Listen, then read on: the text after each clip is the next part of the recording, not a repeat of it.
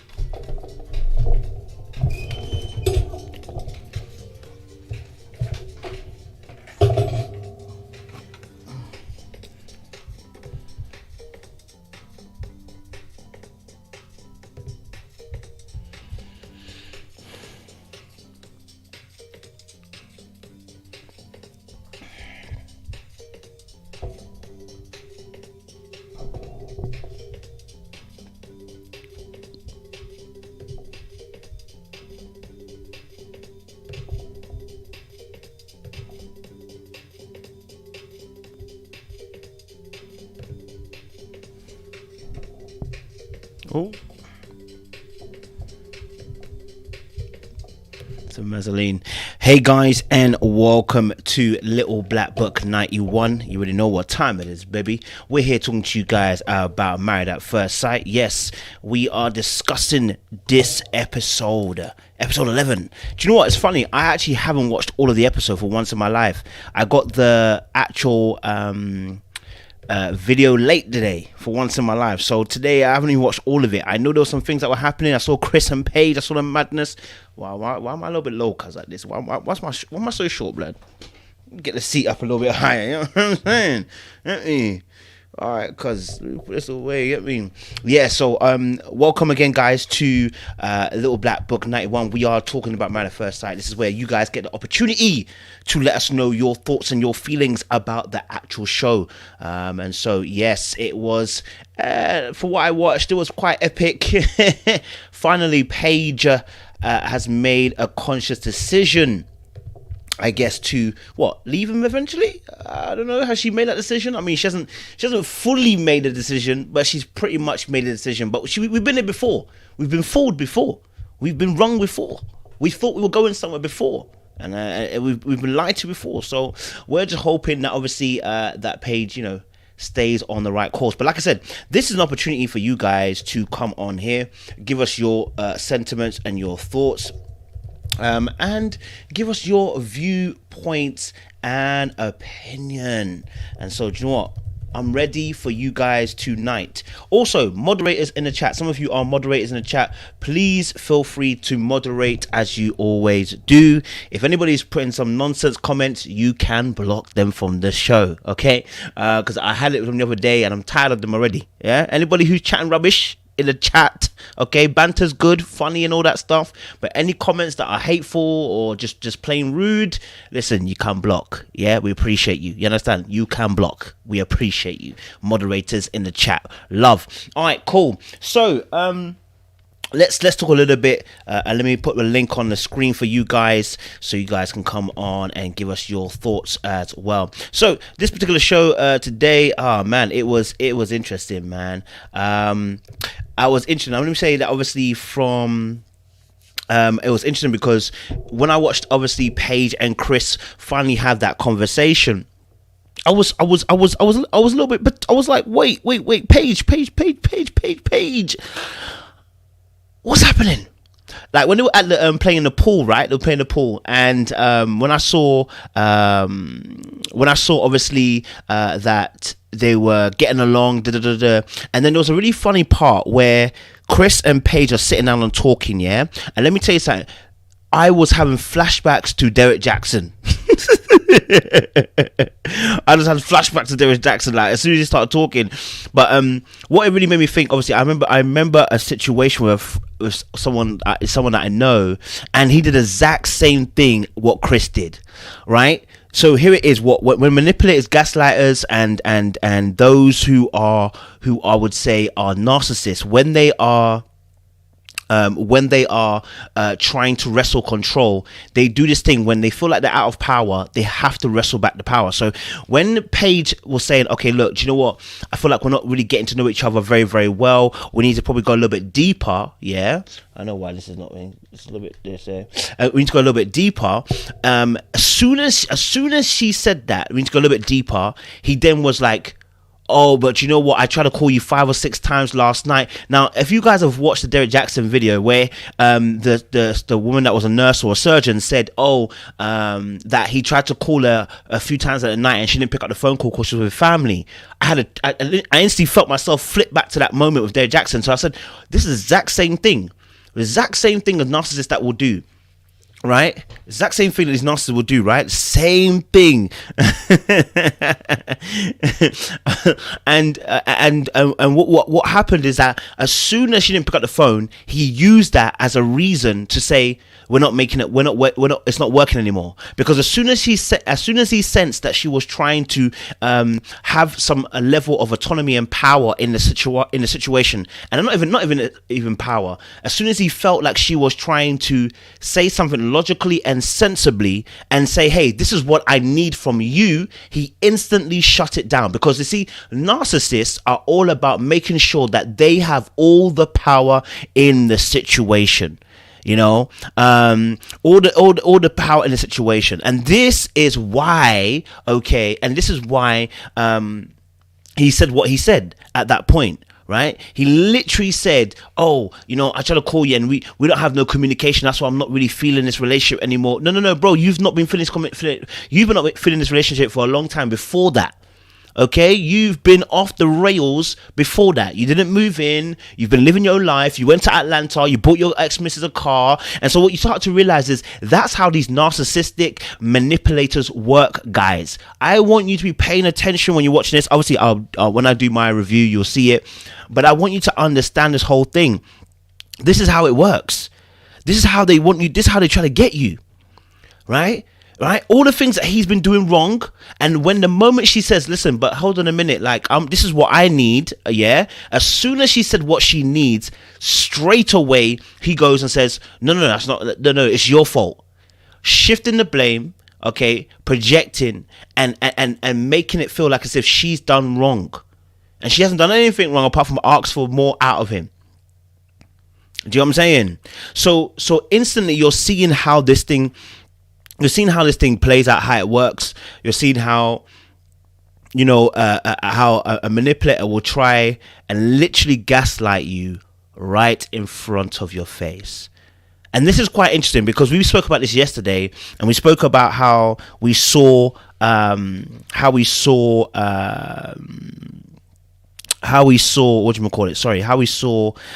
what's her name? Danae Jackson, right? That's how we saw Danae Jackson, right? And I think someone made a point, and And I think someone made a point that Danae Jackson is almost like Paige in a few years' time, and that's honestly,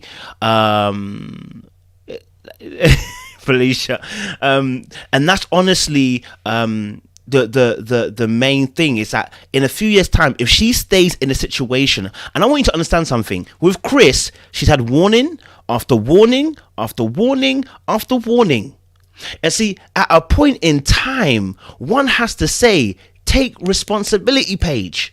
You're seeing red flag, red flag, red flag. But when you are so sold on the idea of marriage, and that's what she mentioned, she's like, I think I've been trying to be so fixated on marriage. You realize that you cause yourself to go after things that are not needed. This guy didn't even want her. But I can guarantee this. Maybe potentially if she tries to walk away, if she tries to walk away, he will try to come after her. Right? Like maybe if she tries to walk away, and he said it when they were sitting down in a few episodes back, and she said she didn't want to, she was and they were having dinner, and he was saying, look, if you had walked away, I would have come after you. Exact same thing. But here's the thing I'm trying to say for you guys. Yeah, at that point in time, listen, he is not going to change. I think once you become acquainted with the information and the knowledge that narcissists just don't change, when you get that in your head, you realize that you just not play with them anymore. You will not play with them anymore. That manipulators just won't change because they want to manipulate. That's what they do. Right? And it's tough because obviously, like, I get it. Someone's manipulating, but at the same time, we need you to protect your neck. Do you know what I'm saying? People don't change until they're ready to change. Exactly, Summer B. Yeah, I don't even know what Chris is a narcissist more than a skilled liar, and that's true as well. That's a good point, Summer B, as well, because he's not even a great narcissist, and he's not even that much of a great liar either. To be honest, if I'm honest with you, Felicia made a comment about, is she dressed in the wrong place is she dressed for the wrong place at the wrong time? And I'll be honest with you, I'm not gonna lie, when I saw Chris coming out in a suit, and I was like, wait, why is she dressed low-key then? And in my head, what went to my head was, when he says he wants high maintenance, this is what he's talking about. Mercedes would have come out in a dress and some heels to play snooker. I don't know why you come in a dress and heels to play pool. I don't know why you do that anyway. So I don't know if that's really a thing for that particular time. But the fact that he dressed up like that, I don't know if he didn't give her the memo or what. But again, you know, she's dressed down for the occasion. So that's, again, speaking to what he likes. I'm not saying that's right, but that's what he likes. You know what I'm saying? Yeah, but that was quite interesting. I did see that as well. He wants to do everything off camera. This is also a good point. He wants to do everything off camera, and that's problematic in itself, because you know you're on a show. So why do you want to do everything off camera? And the reason why is because then they can't see what you do, right? The shifty hand. You know what I'm saying? Like, people are dangerous out here. People are dangerous out here. Because anyway, listen, people out here want to come on the show and tell me their thoughts and their feelings. All right, so we're gonna open up the floors for the people then before the panel come on later on. There was a lot that was happening. Listen, and I need to go. I didn't even watch Ryan and Clara. I didn't watch them. Usually I watch them. I don't know what happened. I fell asleep. I don't know what happened. I had a crash. I crashed. I fell asleep. I don't know why. I fell asleep, so I didn't see Clara and Ryan too tough. Although I saw they had a conversation about the house. I saw the conversation about the house. Yeah, when she moved in. She was moving in, and she moving in her stuff, and she was basically. I don't know. The cameras probably did her dirty a little bit, but she was like looking to change everything, and I was like, sis, can you slow down a little bit? It felt a little bit like, yo, it was a bit much, it felt like, but I was like, yo, I understand, she's moving in. If it had been their house, this wouldn't even be an issue, but it's because it's his house, that's why he's probably feeling a certain type of way about her wanting to move everything into the yard, into the cribble. So yeah, I saw them, obviously as well, Eric and, Eric and old girl Virginia. Listen, Eric, I saw the conversation where they had. I saw the conversation they were having about the house moving in, and I was like, Eric, I get it. I understand why you want her to move in. I get it, but the compromise. What she said is very true. our house. That's the compromise.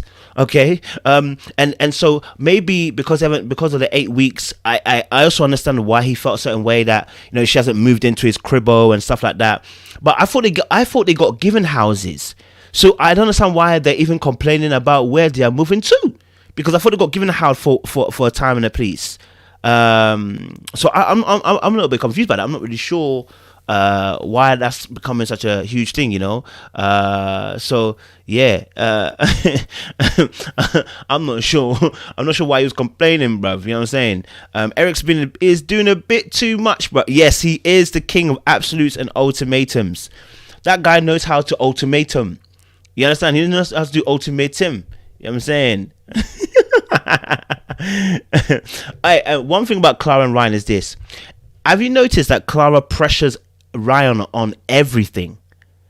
Everything. Moving in, love, sex, his emotions, conversation. She pressures him on everything, bruv. Everything is not enough for her. And I'm like, sis, I need you to calm down a little bit. You're pressuring a little bit too much, blood. You're pressuring a little bit too much, bro. I was gonna say, like, you're talking a bit too much, man. I was like, bro, if you calm down a little bit, Clara and Ryan. Oh, was it? Oh, okay. Was Eric after 8 weeks? Was it after 8 weeks? That's it. I was tired, boy. I wasn't paying that much attention. Okay, it's after 8 weeks. Okay, fair enough. Point then. Yeah, I mean, I was like, yo, like, at the end of the day, like, chill a little bit. Like, my girl wants to pressure him on every single point, bruv. Man can't breathe, bruv. You understand? But anyway, let me get some people on and let them have their say tonight. You let me and talk freely. You feel me? All right, cool. Let me get in there. And Linda on. Hey guys. Hi. Hey, Hello. what you saying, Linda? You right? Hello, Linda. You right? What's Gucci? What's Gucci? What's Gucci? Talk to me. What you lot saying, man? How you lot feeling? Talk to me about the show today, man. So, I'll, oh, no, Sorry, no, that was you we my go. can, bad. okay. You go. That was my bad. So a lot of different feelings, right? So, Mhm.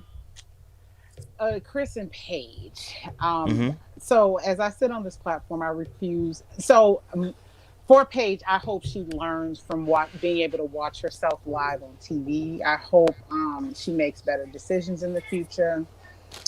But I refuse to go in on her just like I refuse to go on Danae Jackson, because I feel like every time so often men are doing trashy things, Yeah. we're critiquing the women's behavior in it.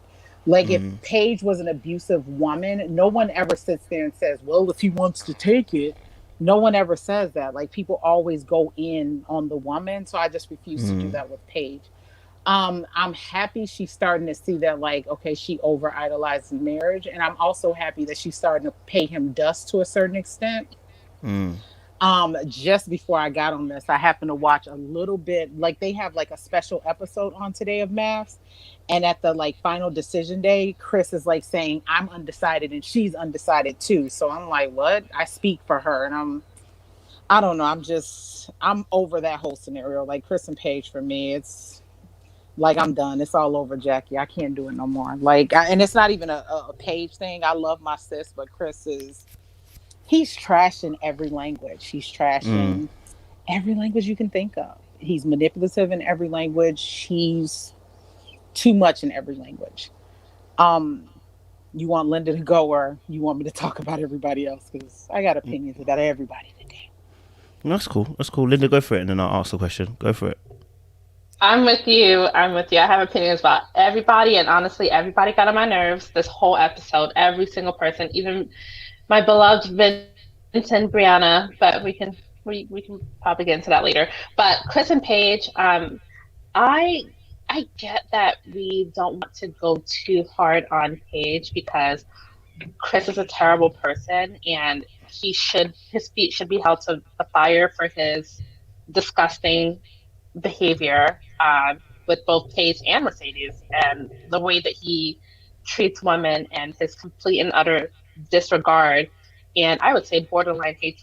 It's almost bordering on hatred for women. Like, I don't think this man likes Mm. women, but he, I think Paige also should be addressed because, as you know, there are terrible people in the world everywhere, and Mm, we shouldn't allow ourselves to be ignorant to their wiles just because, we shouldn't allow ourselves to remain in ignorance to the wiles of people who don't mean us well. I think it's productive to, have the conversation so that people recognize the signs of, abuse, um, because it comes in all forms. I think it's easy to recognize physical abuse, but emotional abuse takes so many mm, different forms, and the manipulation is just, it's very covert. And if you're not privy to it, if you're not aware of the methods yeah, that people will use to, beguile you, or I don't know if that's even the right word, but to yeah, yeah. fool you and to make you, you know, behave in a certain way, and play with your feelings, you're going to end up, you might end up seriously harmed. So I think if we can, help people avoid, to the best that they can, the Chris's of the world, I think that that's important too. And I do think that Paige does bear responsibility, because ultimately the demise of their relationship, none of it, people are saying, oh, Paige finally stood up for herself. Paige, no, she did not stand up for herself. The relationship is over because Chris wanted it to be over. And that was always going to be the case. It was never going to be because of Paige. It was always going to be whenever Chris wanted it to be over. How do I know Mm, that? Because when he called her bluff after she had her, big and bad meeting with the ex, and she was like, this relationship no longer serves me. yeah, I'm so over it. He called her bluff, and he was yeah. right, because he knew the kind of woman that she is. Because remember, I said it the last time, the biggest thing for a narcissist, the thing that disturbs them the most is being ignored, Mm, and not having your emotions. And the only time we saw Chris get flustered was when he thought that Paige seriously did not care. Like when he mm, could not get her, where he could not, you know, get her hackles to rise, when he couldn't get those emotions out of her. That's when he got really disturbed. That's when he got pissed off. That's when he started acting like a child and running out of the room. And he really was flustered because he didn't understand, why is this woman why does this woman no longer care about me? She's supposed to mm, care. She's supposed to be acting up right now. Like, that's what makes him smile inside. So when she was showing that she didn't care, that's when he reacted the most, and he called her bluff on it, and he was right, because any woman who would put up with the stuff that Chris was doing to the extent that Paige was doing, I mean, she is a certain type of person, and it takes a mm, certain type of person to deal with certain things. And when you lack self-esteem, when you have insecurities, when you lack respect for yourself, because honestly, there are only certain kinds of people that will deal with a Chris. And so mm, they're very good at choosing their victims. And Paige she's, the perfect victim. And so when he called her bluff and was like, let's meet, I just want to talk to you. And she actually attended that nonsense meeting after she had her big and bad moment. He mm, knew, like, I have you, mm, and he did.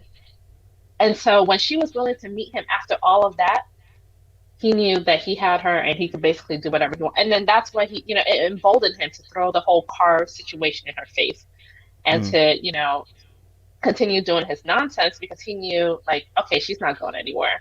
And when he decided that he had had enough of her officially, that's when he was like, all right, I'm actually, you're kind of boring to play with.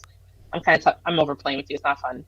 Let me move mm, on to my next victim. And that's when he was like, that's when he started pulling the whole, you never pick up my calls, you don't try. First of all, the fact that this man who threw a whole baby in this relationship has the nerve to say that she's not trying, has the nerve to be upset at Paige for maybe missing a phone call or two because she actually has a life, or she has some stuff going on. The fact that he was able to, like, twist it to make it seem that she was the one not trying hard enough in this. mm, He brought a whole child into the situation. yeah. She's saying she's going to deal with it. Like, how much more she deserves to get roses for the rest of her life, because you brought a lifetime commitment into your situation. And Mm-hmm. she's telling you Okay. she's willing to deal with it, and you're telling her she's not trying hard enough because she missed a phone call or two. And the fact that she was able to, like, actually fall into that trap, to where she started feeling kind of like guilty, or feeling like, oh, I just missed a phone call. Like, I just I was with my mom. I have stuff going on. Like the fact that she even like fell for that nonsense was just like this woman. I thought she was an Yeah. actor. Like I used to think she was acting before, but now I'm just like there's something seriously off with Mm.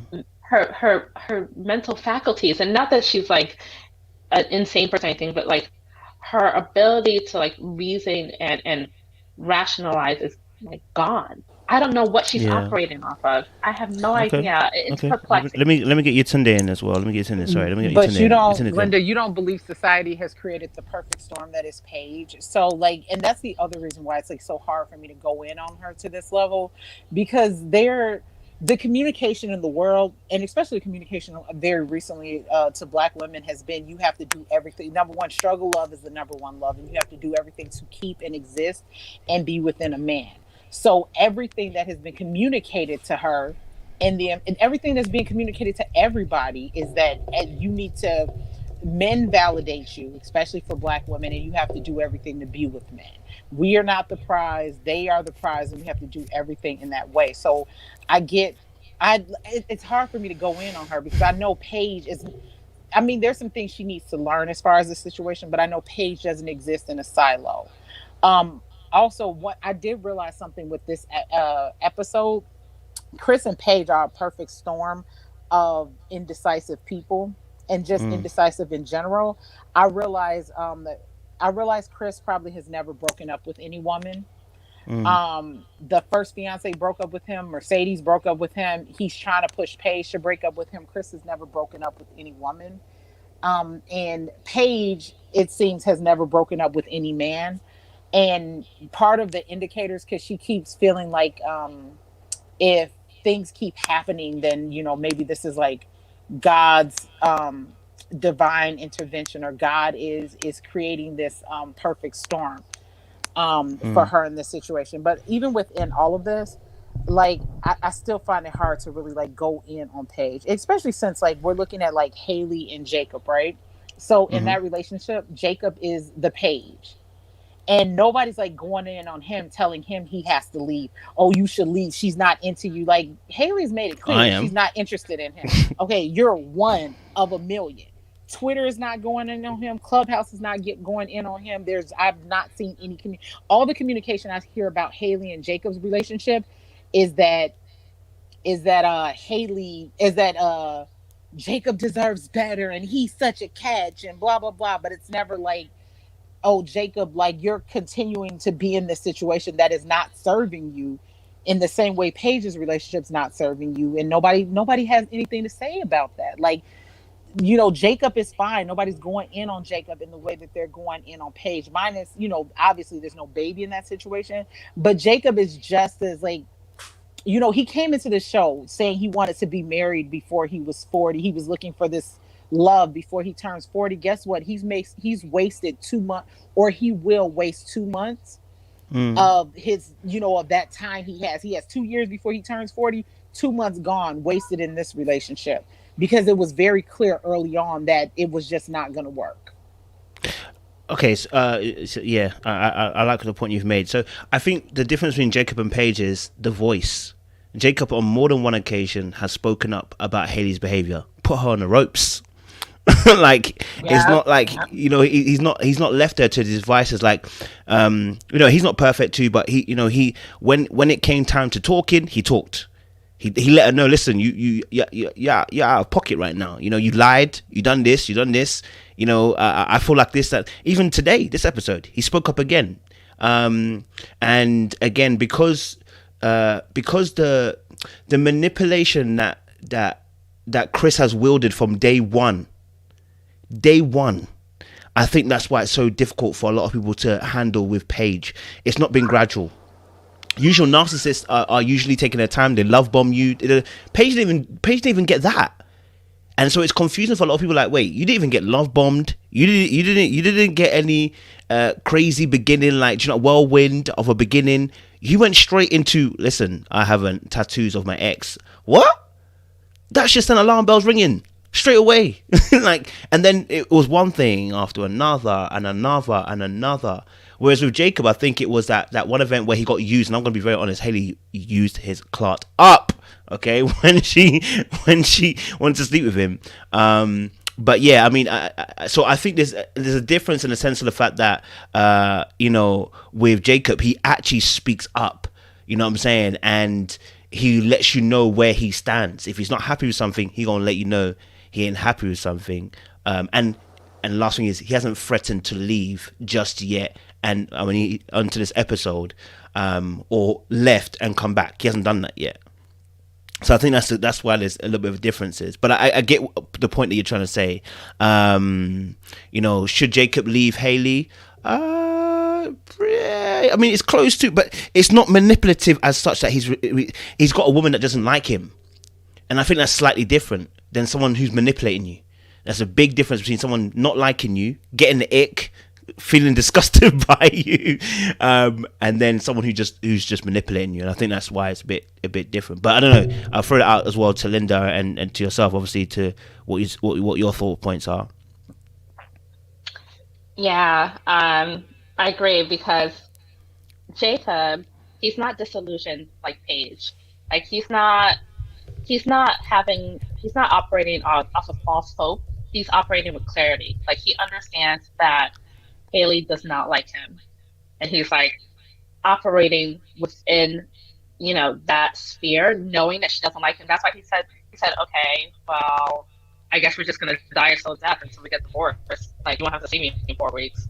You don't want to hug me. Like, he's acknowledging that this woman is not even like meeting him halfway. And I think with him, I don't know. I think it's probably a mix of trying to remain within the bounds of the contract and not break it, because he kind of alluded to that by saying, I guess we're just going to die a slow death until divorce, So they're just kind of playing a waiting game until they get divorced. At least he understands that. But also, I think he's also cautiously hopeful in the sense that if Haley actually did show that she was willing to come closer to him and commit and show like some kind of level of commitment, then he will match that energy. But he's kind of matching her energy. Like, she's not trying. So he's like, I don't know how to woo you. He's like, I know you don't like me. I know you're not attracted to me.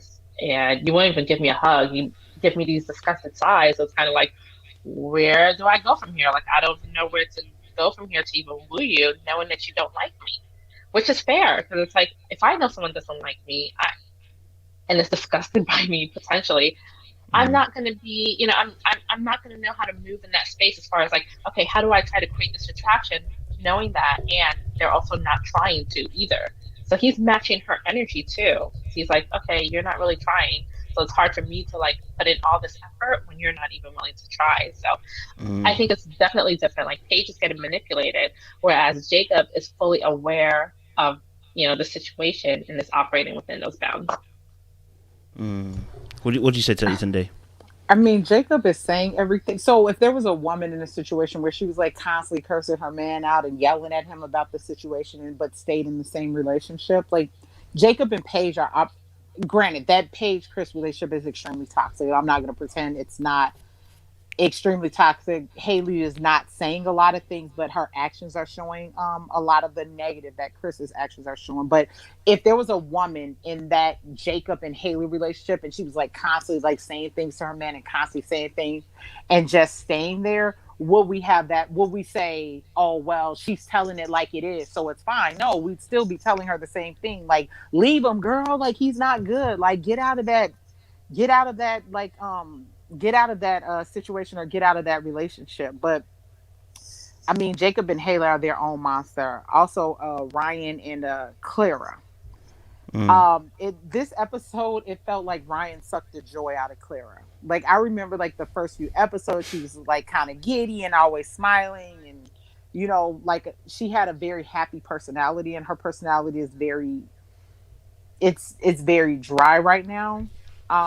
Very unemotional, and there is, there's this constant conversation, like, because like, of course she wants to be intimate with him and he doesn't, and there's this constant conversation like, oh, that like if the shoe was on the other foot, if it was like Ryan begging Clara how Yeah. would we feel about the situation or whatever. And I still feel like I still feel like I feel like Ryan's using her to a certain extent, right? He's getting what he needs out of the situation, but not giving her what she needs. And, she's constantly frustrated about the situation. I think what he's doing is unfair. And I think what he's doing is a tad bit manipulative and extremely childish. Um, if you want to take the religious stance that you're like, okay, until I feel committed or until I feel like this is a real relationship, we're not going to do anything, then that includes everything, right? But to me, he's acting like teenagers in Bible school, where you're like, as long as I didn't do the big deal, then I didn't really do anything. And that's extremely problematic to me. Okay. No, I hear you. I hear that. Linda, what do you want to say about the Clara and Ryan?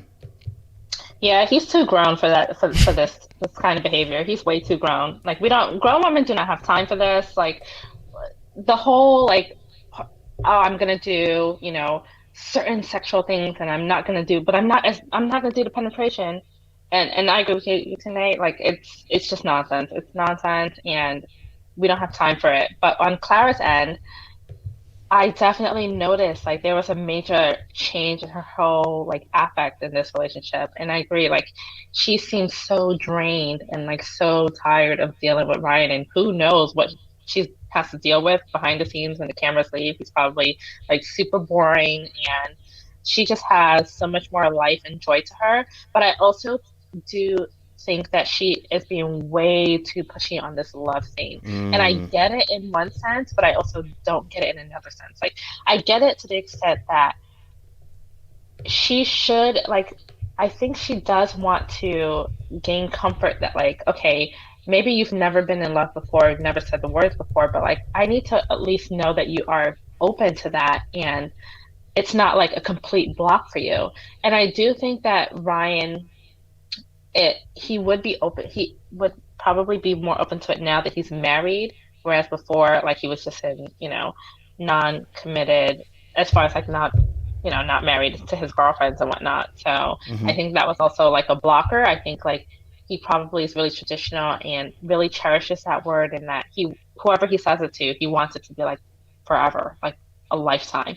And I do think Clara is being a little too pushy when she said, "If you don't say in the 6 months, I'm gone." Like, girl, do you That's really want him? dangerous.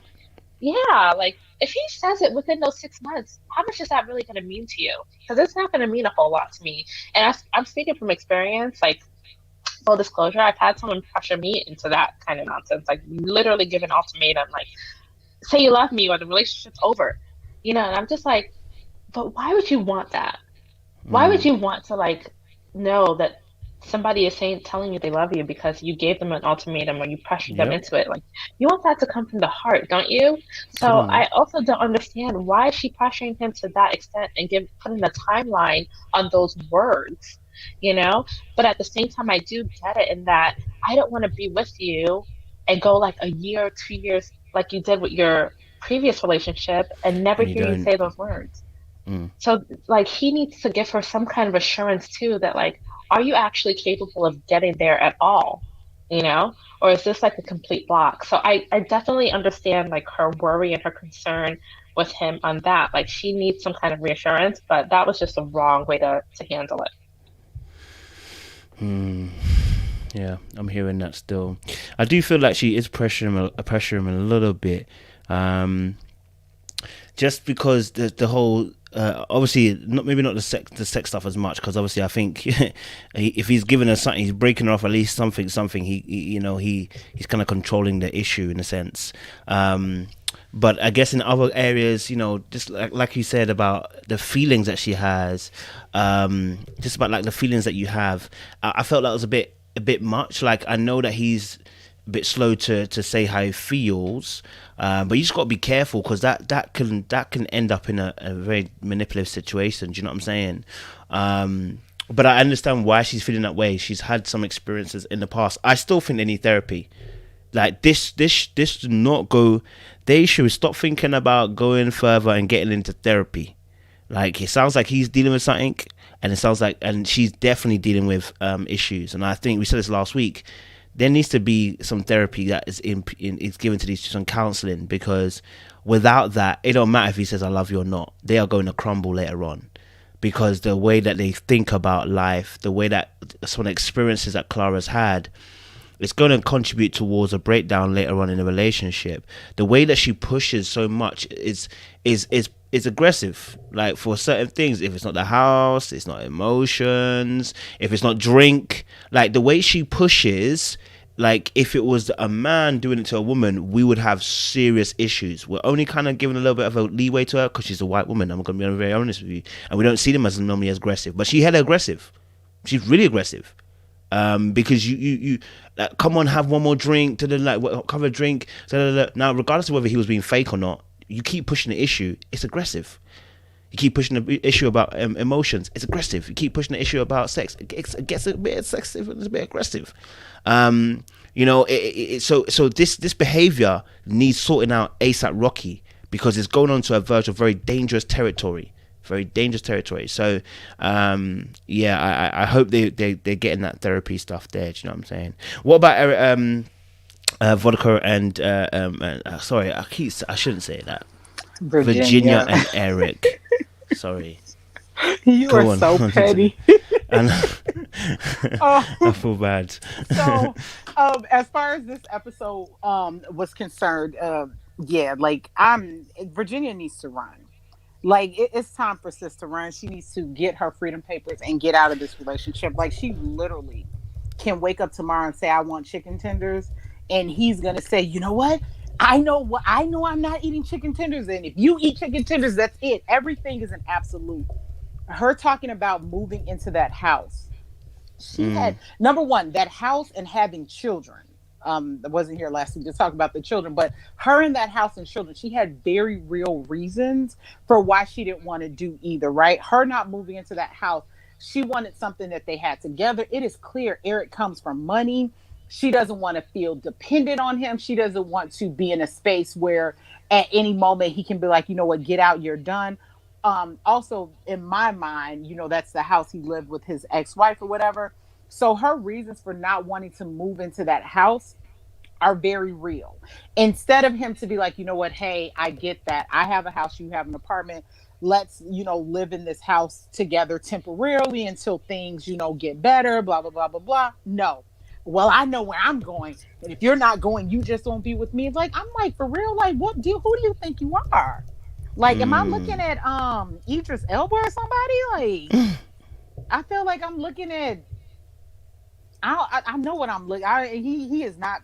He's not doing it for me, and he's not like Mark Paul Gosselaar or anything. Like, he's Eric. So like, you don't need to step it up. And in that relationship, she's more of the catch. And even like with the situation with them talking about having kids, like her not, to me, I'm feeling like she doesn't want to have children early because she doesn't want him to leave, or she doesn't want to have the kids and then he leaves, right? So she's trying to delay the time to see if the relationship is more solid, because she doesn't want to be in the predicament that her, you know, that was her life, especially feeling like both of her parents abandoned her. But he's like, well, if you don't want to have kids, I'm going to leave. Everything is an absolute with him.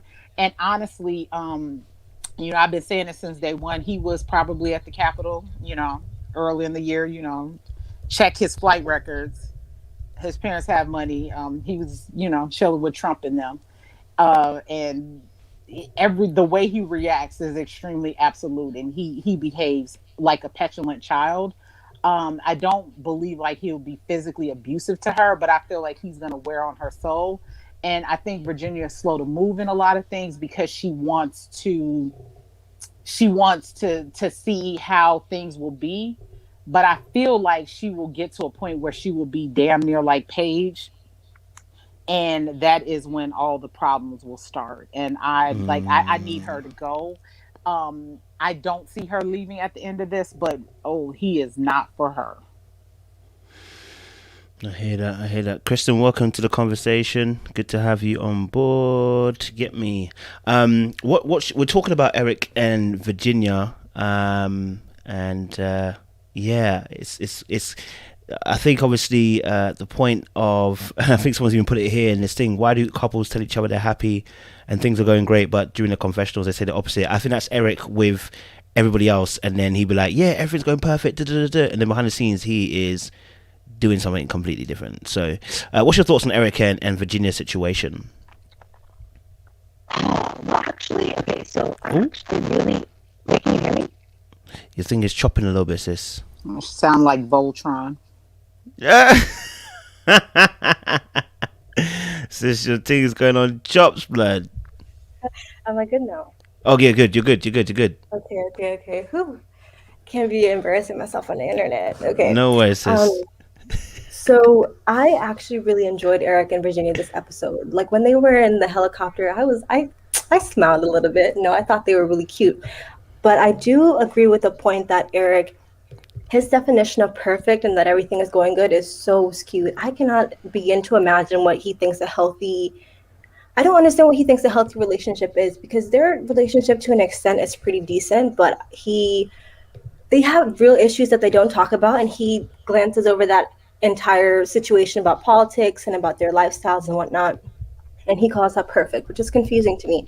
Someone had brought this up like 3 weeks ago at this point, that when he said that his parents' relationship was perfect, that should have been a red flag, because if we're being perfectly honest, his parents' relationship probably wasn't perfect.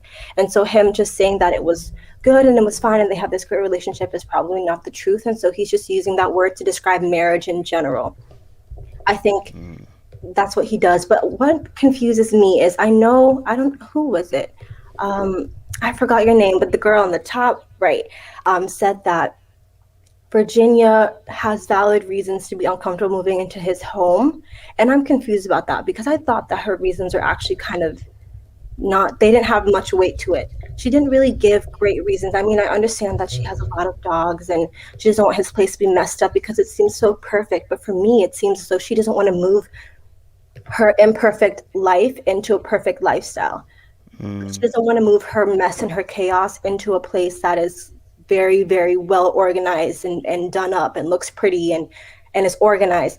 So I think her hesitancy to moving into his home it's indicative of a much greater issue that they have with their relationship, because she is uncomfortable with being comfortable. That's what, like, she's uncomfortable with everything being okay. And so I got kind of aggravated when I saw that she didn't want to move in, because I'm like, babes, what are you waiting for? Like, he has a nice house. So I don't know, she's confusing me on that end. But on the whole, I think they can actually work as a couple. And I don't mind seeing them on the screen anymore. They used to annoy me, but now they're kind of cute. So Appreciate Kristen. Eric is already trying to control her, and she doesn't live in his house. Imagine if she moves in his house. But do you think his control is malintent, though? I don't think he has bad intentions with his control. I think he's just used to having things done his way, and so he doesn't know how to compromise. I mean, that is malintent. When you think everything needs to be your way, every single conversation goes into absolutes with him. Like there's no, weigh things out. Maybe I'll pick up some of like what you say. It's always an absolute. And some of those things don't even need to be as absolute as he's making them. And then he talks to her like a child. Oh, I've been married before. Oh, I know how it should go. Well, if you know how it should go, why aren't you already married? Why are you here with my young bud? Like, you're old. And, as much as Eric has money and, Virginia sometimes seems a little drunk, but she's more lucid and she's more involved in this current life. Like, she knows more of what's going on. Whereas Eric, he seems like he just lives in his bubble. And I don't know. For me, that definitely would be a problem. And I actually don't want him for her. I Linda, must be on the opposite side. Oh yeah. I must be on the complete opposite spectrum on this, because Virginia really annoyed me with this whole conversation. I would like if somebody can point out, when does Virginia ever compromise? Like, what has she actually ever compromised on?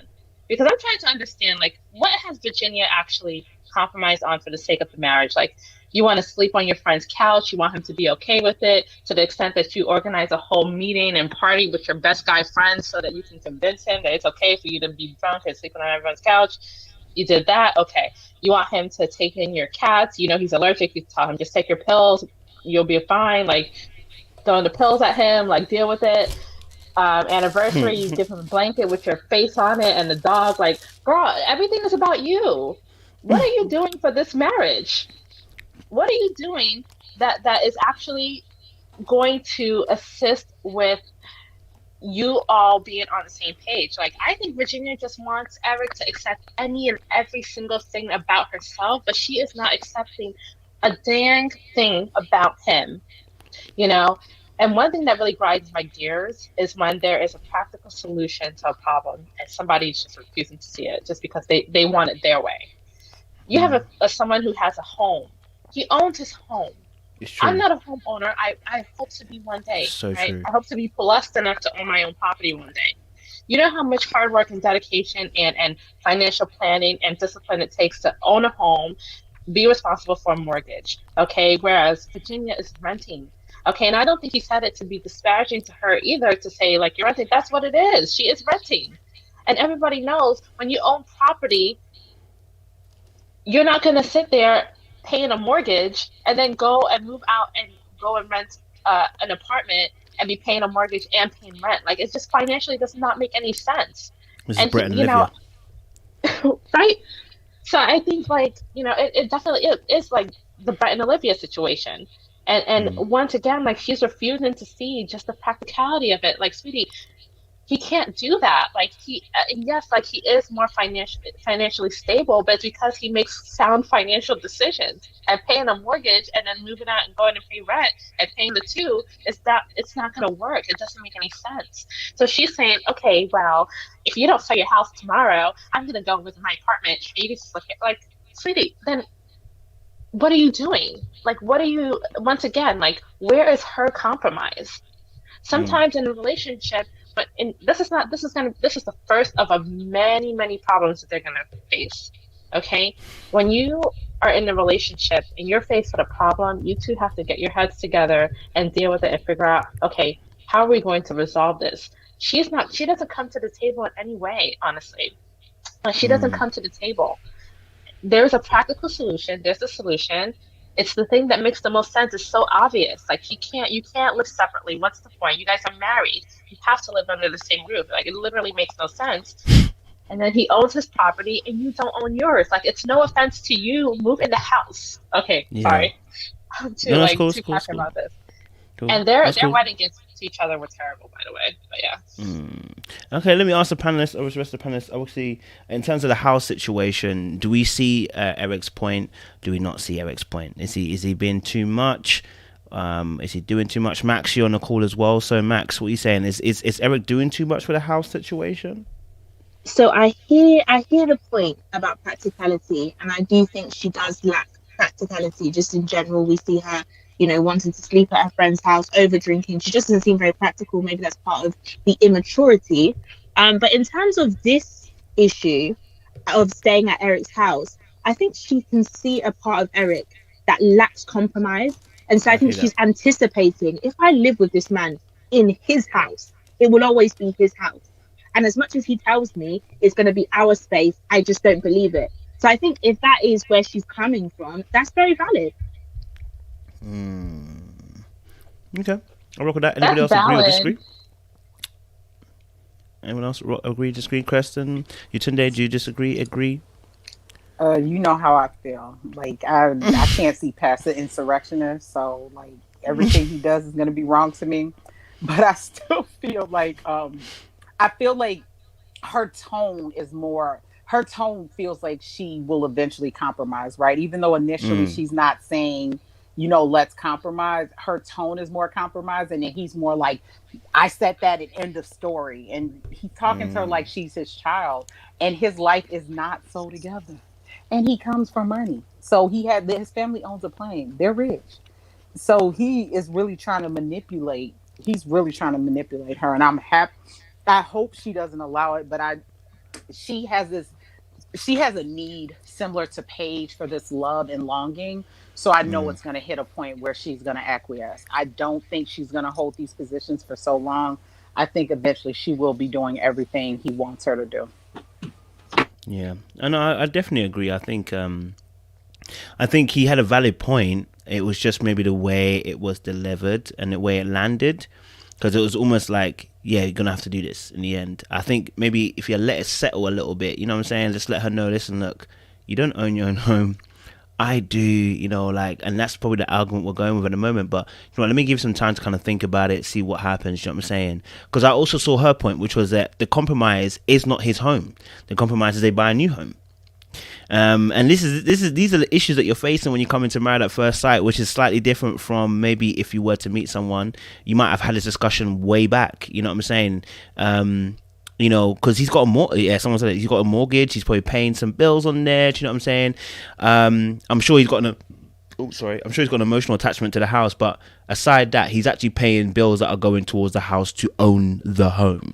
But it makes logical sense, but it's the way I think he delivered it. He was like, listen, like, you're either moving in or you're not, like, and it left no room for anything else. I don't know. It was a bit heavy to hand it to her. What are you saying, Kristen?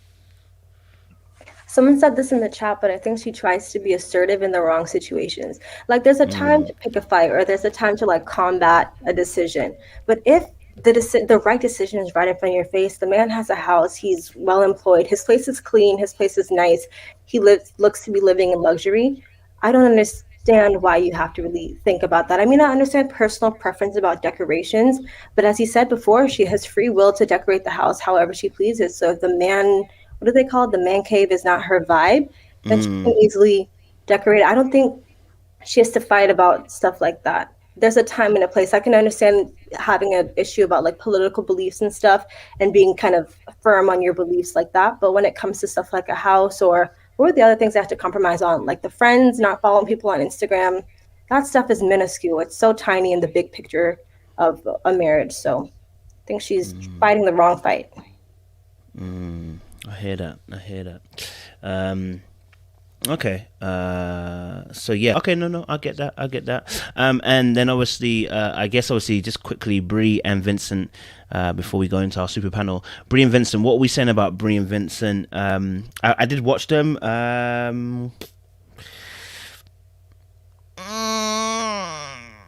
are we saying? Are we convinced? Are we not convinced? Is it bad? Is it good? Like, what's your guys' thoughts?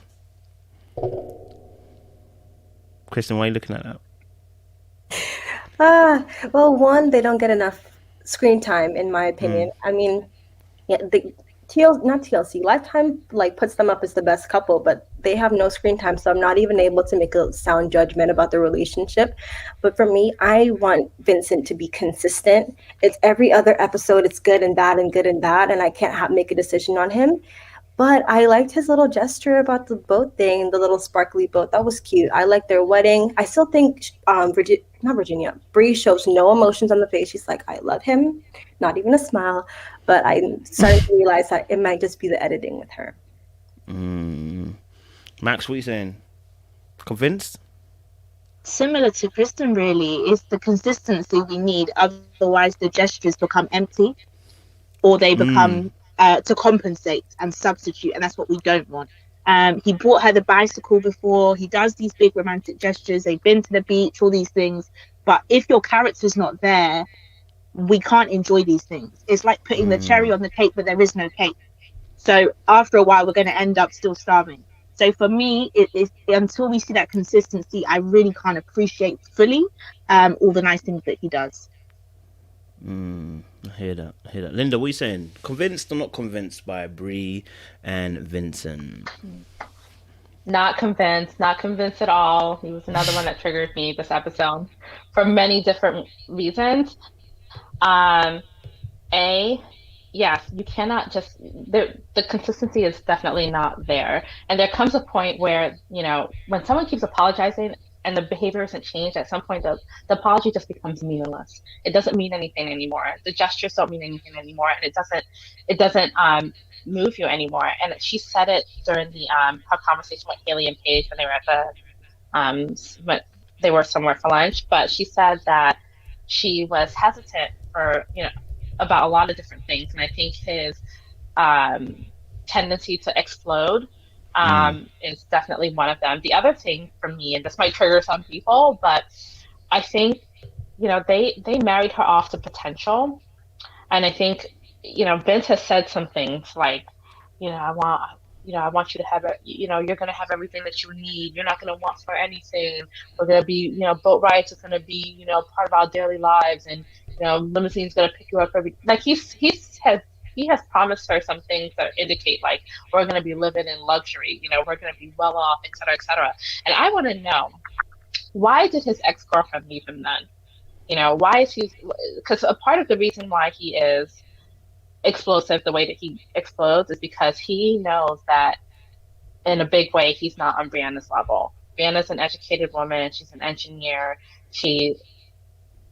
I think she's pretty stable, has her life together in a way that he might not, like being an entrepreneur, right? So he hasn't obtained the level of success, and that leads to his insecurity. But the other part of it is, is is it actually going to come to fruition, or is it just going to remain potential? And I think at some point, if things don't start turning around for the better in the near future, I think that's something that's going to really affect Brianna and get on her nerves. Like if he keeps talking about, oh, we're going to be living the good life, baby, we're going to be doing this, we're going to be doing that, and I'm not seeing the fruits of any of that happening, I think at some point it's going to have an effect on their relationship when he keeps promising these things and it's not delivering. And I think because they married her off to potential, if she doesn't see that potential come to be, that's going to be like a big thing for them, in my opinion. Yetunde? So they did marry her off to potential, but there is evidence that he's actually working hard towards the lifestyle he wants. His relatives said he works a lot. Even Brianna noticed he always has the computer on call. I also do remember, I believe early on, like maybe like the first episode or whatever, where he said the ex-girlfriend left him because she didn't believe in the work schedule and the potential and all of that other type of stuff. I think me personally, I feel like myself personally, I feel like a lot of us in general, we were looking for like another, we had Deanna and Greg and Woody and Amani, and we were looking for like another Woody and Amani this season. They have potential to be a successful long-term couple, right? Like we are seeing like negative aspects, and his embarrassment does turn to anger, but some of that could be because it's on TV, right? He doesn't want to look stupid on TV. I see things happening, but last week I felt like there were like these big red flags, but now I'm starting to feel like we're just putting too much on this relationship, especially since every other relationship on the show is a dumpster fire. So we need one couple to be absolutely perfect. I watch drama reality TV. I watch a lot of reality TV, and I watch drama reality TV. I don't watch the show for drama. I watch the show for happily ever after. And I think we expect like happily ever after like looks like a perfect couple, and Brianna and Vincent aren't perfect. They're flawed, and I see them having the potential to last. Like any couple has the potential to last. Their ability to make it will rest on Vincent being comfortable to sit in Brianna's light, because as much as he's trying to make all this money, I feel like Brianna's going to keep ascending in her professional level, and she will always be making, if not more money, similar money than him. And he needs to get comfortable resting in her light. Like he needs to get really comfortable in that. And then Brianna is going to need to stop acquiescing. For her long-term peace, she needs to not acquiesce or automatically feel like she is the person making the mistakes. There are a few times throughout the season where I felt like she acted like she was so wrong, like with the dancing thing and the shirt, like Vincent was dead wrong, but she responded like maybe she made a mistake. Or even the champagne, he wasn't dead wrong, but like, I don't know. I just need Brianna. For me, I need Brianna to not like acquiesce her whole being just to exist with this man, because she doesn't need a lifetime of unhappiness just to be with the man. But I think they have good bones. I think they have good potential to be a long-term forever lasting couple. I don't know. I like them. They're not my fantasy. They're not, I don't automatically feel they live happily ever after, but as long as they're both willing to work at it, I think they'll be fine. Okay, okay. I'm hearing you guys. I get it. I definitely hear you. One last question for those who are still left on before we get the super panel on for the conversation tonight. There was a moment, and I don't know if anyone picked up on it. Vinny, when they replayed the part where they said she bossy, he did the exact same face he did at the wedding. His face was like, every smile that he had before that went. And I'm still not sure this guy is comfortable with that being Brianna's kind of position in the relationship, or that sentiment, that quote unquote bossy in a sense, because his face literally dropped as soon as they mentioned it again. The camera panned to him and his face, he stopped smiling, like literally stopped smiling. I was like, oh, he's done it again. Like, okay, maybe the first time you was a little bit thrown off by it, but nah, you know what's coming, and you still dropped your face. Like, I don't think he's not comfortable with that at all. So these moments of being, as I say, triggered or annoyed or whatever, it's gonna continue, because if he's still reacting now, visceral reaction, he's gonna be feeling away for a little bit of a while. I mean, what did you guys? I don't know if anybody else picked up on it, on seeing his reaction to that. Kirsten, you're looking at me, so I'm just going for you. So I was just gonna wait till somebody else says something, but I mean, it's all right. You looked at me, so okay. Yeah. So I saw his reaction too, and that's why you were talking about therapy before, but I think it's necessary for this couple because he does feel a little bit insecure around her, especially with the whole bossy thing. And she probably is still being bossy, just we don't see it, and so that was probably a bit triggering for him, because he's like, shoot, well, I knew it then and I still know it now, and I don't know if it's still happening, but it might be. So we'll see. Anybody else want to add to that in regards to Vinny being reacting to the bossy sentiment? That sounds like a Vinny problem and not a Brianna problem. Like, I don't, she's nitpicky. I think that bossy moniker, I haven't seen the bossiness. I see the nitpickiness. Yeah. Obviously that is an issue, but she seems like somebody who's working on it. I don't want Brianna living her whole life to please Vincent. Like, there is no conversation about like what Vincent needs to do to please and appeal to Brianna, but there's lots of conversation about what Brianna needs to do to make herself, to make the relationship better for Vincent. He gets embarrassed very easily, and he gets when he gets embarrassed, he acts like a petulant child, and I need him to stop that. But I didn't really catch that face, but so that's a him problem, not a her problem. Okay. All right, I hear you. I don't think she's. Oh, sorry, Sonda. No, go for it. Yeah. Okay. So I think it's unfortunate that Brianna got labeled bossy so early, because I think amongst her family and friends, it's like a cute thing for them to say to her, and it's like they consider it like a cute behavior, almost like a chihuahua is like cute but annoying.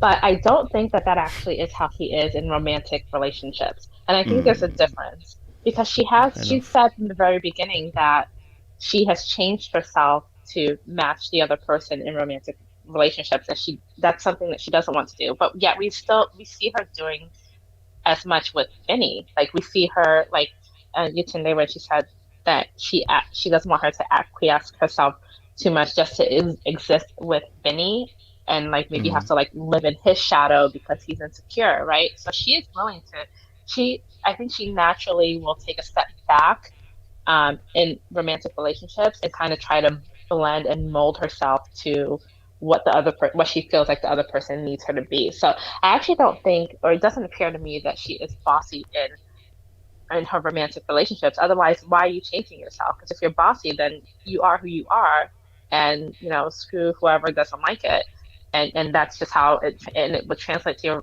your romantic partners too. You'd be bossing them around, but we don't see her really doing that with Vinny. Like, she kind of did a little bit in a cute way, like early on, but she like backtracked all the way. Like, as soon as she started experiencing Vinny's personality, then she started molding herself to like fit him. So I don't know how I don't really see her bossiness coming out in her romantic relationships. Probably amongst like her friends and more familiar relationships. I hear that. Okay. I appreciate that. Well, guys, thank you so much for joining us for the first section of Married at First Sight Fans Live. I really, really appreciate you guys giving us your thoughts and your feelings. Yetunde and Linda, thank you again. Always joining us every week. I appreciate that as well. Maxi and Kristen stay on before I bring the rest of the panel on, but yeah, guys, we are heading into the super panel. I want to thank Linda and again Yetunde again for sharing their thoughts and their their insights, because it's given us a bit of something to to really really think about, what I'm saying, and to really kind of take in. So now we're gonna go into our super panel. Listen, my super panel, they're wavy now. Obviously I've got 2 members already on there with superpowers. Okay, so I already got Kristen, I already got Max, you know what I'm saying? I don't know if you guys have seen Kristen's hair right now. I've been complimenting in the background. Y'all don't know, she's just glowing right now, you understand? It's glowing, you understand? But yes, so we've got our super panel coming on, and obviously I like to do my little intros, you know what I'm saying? I like to do my little intros. By the way, guys, these guys have been bantering me behind the scenes because I called Chicago, I called the chai, the chi, and they said it's shy, and I said I don't know how CHI sounds like shy, but this is what they've been bantering me behind the scenes for the last few weeks. I just want to let you guys know, CHI is CHI. It is chi. It is not chai, okay? But that's got nothing to do with the panel. But let me introduce my super glorious panel to the stage. I like to do my little roundouts. Oh, okay, Shanae out here. I see Shanae too in the background. I see you, girl. So let me just do my introductions. One of our new people that have come onto the, the super panel, you know what I'm saying? But she was here last week, giving us some vibes, giving us some bars, you know what I'm saying? Dropping some, therapeutic lines for us to really soak in and take in. Do you understand? So I would say give her a round of applause, but you can't really do that on here. But just drop a little comment down below as well for Candice. Yeah. Hey, yeah. Hey, sis, how you doing? Can you hear me? Oh, I can hear you, sis. I'm doing good. How you doing? Look, first of all, the glasses, fashionable. Oh, thank you. Lovely. I'm liking it. Thanks, sis. Appreciate you. Yes, and my next, you know what? I've got a few smoke artists on this particular place, in it. You know what I'm saying? I got a few smoke artists in it, but you know what? My next person, you know what I'm saying, my Ghanaian sister, do you know what I'm saying? Like, we war all the time, we go back and forth all the time, do you know what I'm saying? But it's all love when we do you know what I'm saying? So give a round of applause for my smoke artist, Ajua, baby. Yeah, baby. Ajua, you were coming from yesterday, because listen, we got into war yesterday. Listen, it was war, full on war. I just didn't bring my combat outfit, but it was war. I hear you. My next smoke artist that I have on the panel with me. Okay, listen. I like this person, because when they start speaking, they just start breaking stuff down. You have to really start thinking about your life. You start thinking about your own answer. Sometimes I think to myself, maybe I need to make my channel LBB and Layla, because sometimes she'll be saying some stuff and I'll be thinking, is it me talking? Is it her talking? Is it Holy Ghost talking? Like, she be just dropping bars all day, every day. So give a round of applause to my Layla, baby. What you saying, girl? Hey y'all. You know what? Kojo gassed me up. Set me on fire. Gas me all the way up. I like that. Put some gasoline up in there, you know what I'm saying? Appreciate you, sis. Appreciate you. Yes. And so, you ladies, you always be commenting on my channel. You know what I'm saying? You always be commenting on my channel. Before I introduce this guy, you already know who I'm talking about, but you ladies always be commenting in the channel because he's been making you laugh every single week. He's the only one that I know that when he drops his bars, we all laugh. We all laugh with hysterics. You understand? He always comes in with this nice little flow that breaks up everything. So even if it's deep, he just makes it, you know, you feel comfortable again. You know what I'm saying? So you got to give a warm welcome to I'm going to call him my Avenger. You know what I'm saying? Because this guy, when he comes on, he's, you know what I'm saying? He's strong with it. You understand? Welcome Didi to the channel, baby. Didi. Every time you say that, I always think you're talking about Bob Marley, not me. But thank you very much. Appreciate you, bro. Appreciate you. Love, man. All right, cool. I got 2 more people, and I think we have one more person that will join later on, but you know, special guest and all that, you get me? Now, you know, this lady here, you might have heard her last night, okay? You know what I'm saying? She ain't just somebody who's deep, you know what I'm saying, with the conversation. She deep with the word too. She deep with prayer too, you know what I'm saying? If you need to get a prayer in, this is the woman you want to be contacting, you know what I'm saying? Like, if you want someone to be holding you up in spiritual terms, okay? Right? Just levels, okay? You know who I'm talking about, guys. You know who I'm talking about. Smoke Artist. When she starts to get going, you can't stop this woman. I'm telling y'all. You ain't ready for this. Shanae, welcome to the channel, baby. Yes, Shanae, how you doing? You good, yeah? I am awesome. How is everyone? I'm good. Good evening. Look at all of this beautiful melanin. It's just flowing, right? It is. Hey, listen, you're all up in my ear, girl. You better stop. Off my ear. Leave me alone, Kojo. I appreciate you. You know, I like to leave this person to last because this is the original Smoke Artist, the OG, okay? The one and only Avenger, okay? Who would decapitate Thanos for all of us, okay? She's the only one when it comes to even celebrity. She holds back no film, no fire. She will give it to you straight. No chase, as they say, okay? She will give it to you heavy, okay? So I need to give a round of applause, okay? Give a warm welcome to my Avenger, Lola baby. Thank you, Kojo. Nice no way, Silla. Y'all got smoked last night. I was just on the side watching, but it's beautiful. That means we had a great conversation, but you were smoked. Y'all wipe your tears from last night. But it was beautiful. I'm going to repeat myself. It was great because we can't always agree, but we get a conversation going.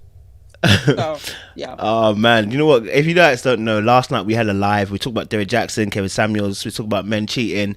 Man, there was smoke being lit all over the place. Comment section went crazy. You know, chat went crazy. I'm still recovering from last night, so yeah, that's probably why I slept a little bit during the day. I was knackered, bro. I said, "This is weighty." They wanted the juggler. That's what they wanted. The juggler. They came after people's necks yesterday, so hopefully they don't do that tonight. Oh no, I don't mind actually. We don't mind. We like a good conversation. It's back and forth, so it's good. But Adjoa, you know you're cool, right? Some of the comments were a little heavy and they made no sense. But Adjoa, I had no problem with your presentation, listen, sis. I was enjoying. The devil is a liar. Don't let him lie to you. You were straight, sis. Sometimes it's not the devil. Sometimes it's just people, yo. I was enjoying my Chick-fil-A and unbothered. Okay. She'll put it out. Okay, I'm with you, sis. But yeah. Yes. So yes, guys. Really want to appreciate you guys for coming on. Sorry, really appreciate you, ladies and guys, for coming on today.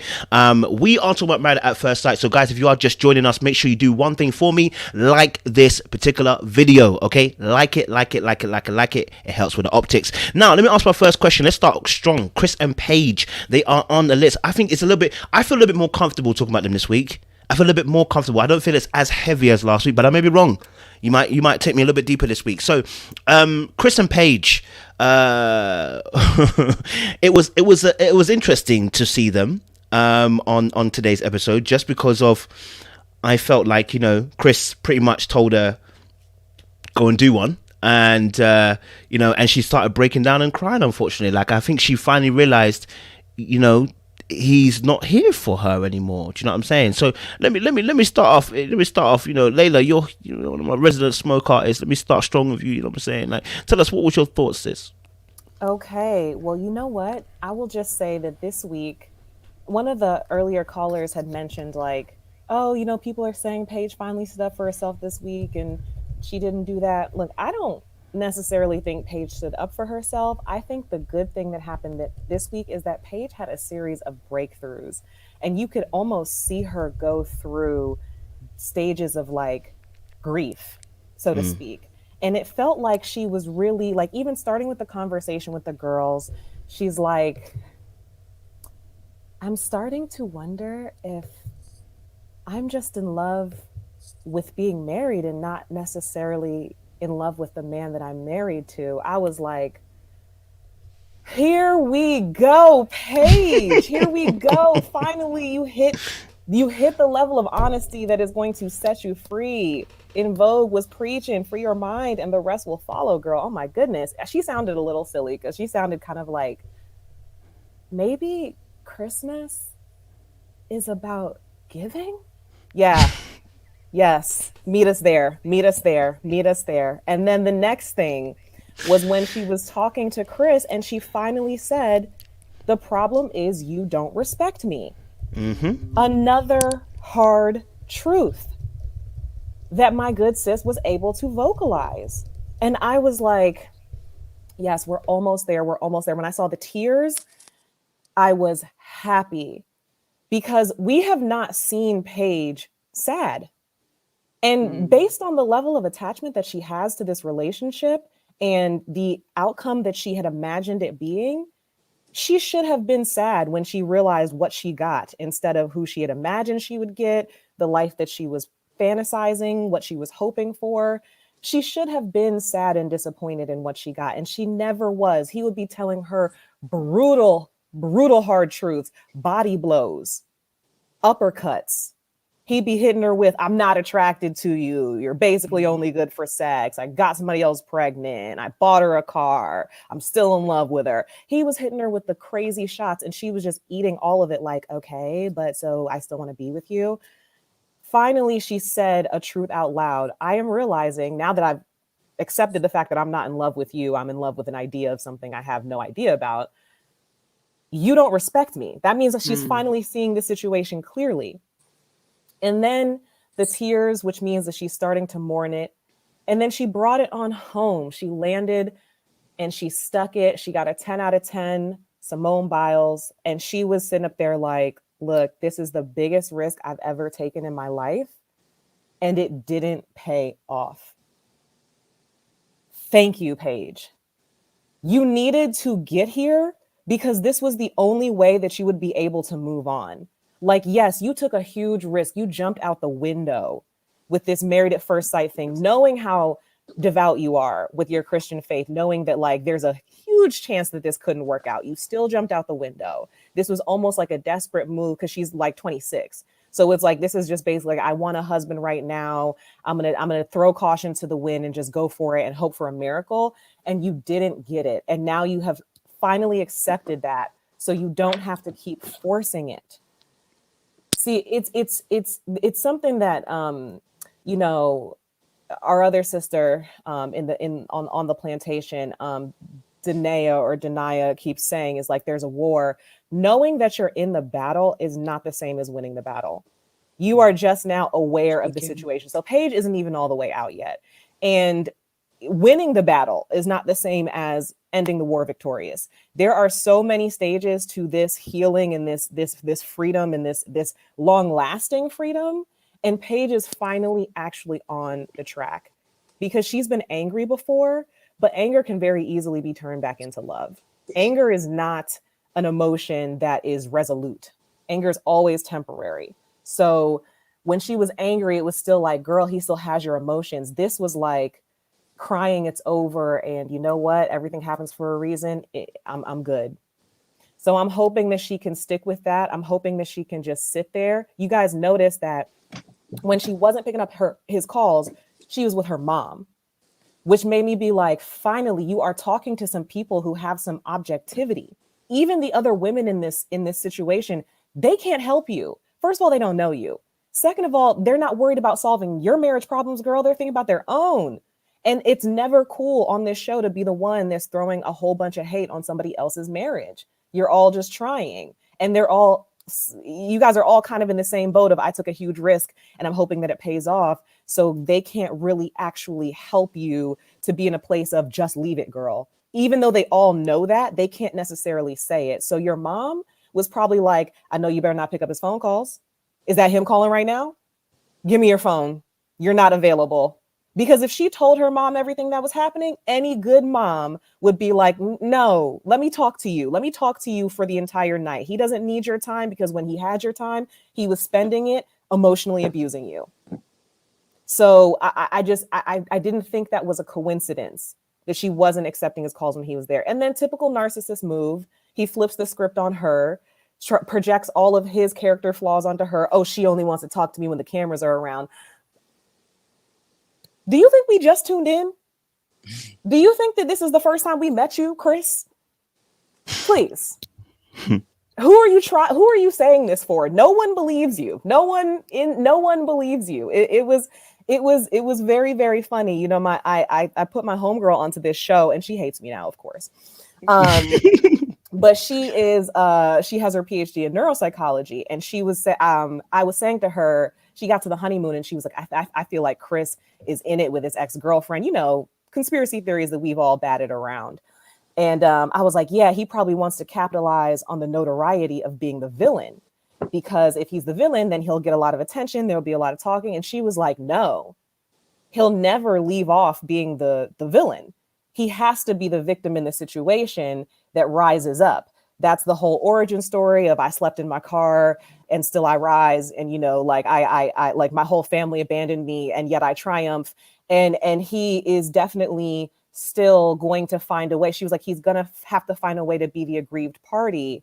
That's why he's always trying to get her to be the one that leaves. She just wasn't taking the hint, but like he has to be the one that is sort of like the poor me in the situation. And I was like, girl, you don't even know how right you are, because even this little, I called you 5-7 times, that's rejection.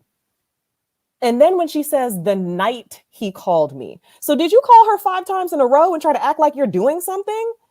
Listen, don't blow up my phone and then try to act like that's effort. Like it was crazy. It was like, wow, he probably called her. Once he called her the second time and she didn't pick up, he was like, let me get more missed calls in her phone so that I can say that I called 5 or 7 times just so that I can get some more sympathy. Like, look how hard I tried and you weren't there for me. You're not meeting my needs. You're not consistent in communication. You're fake. You hurt me. So yeah, it's it is insane. So I'm just hoping that she has finally accepted it didn't work. Let's move on to healing us instead of trying to heal this relationship.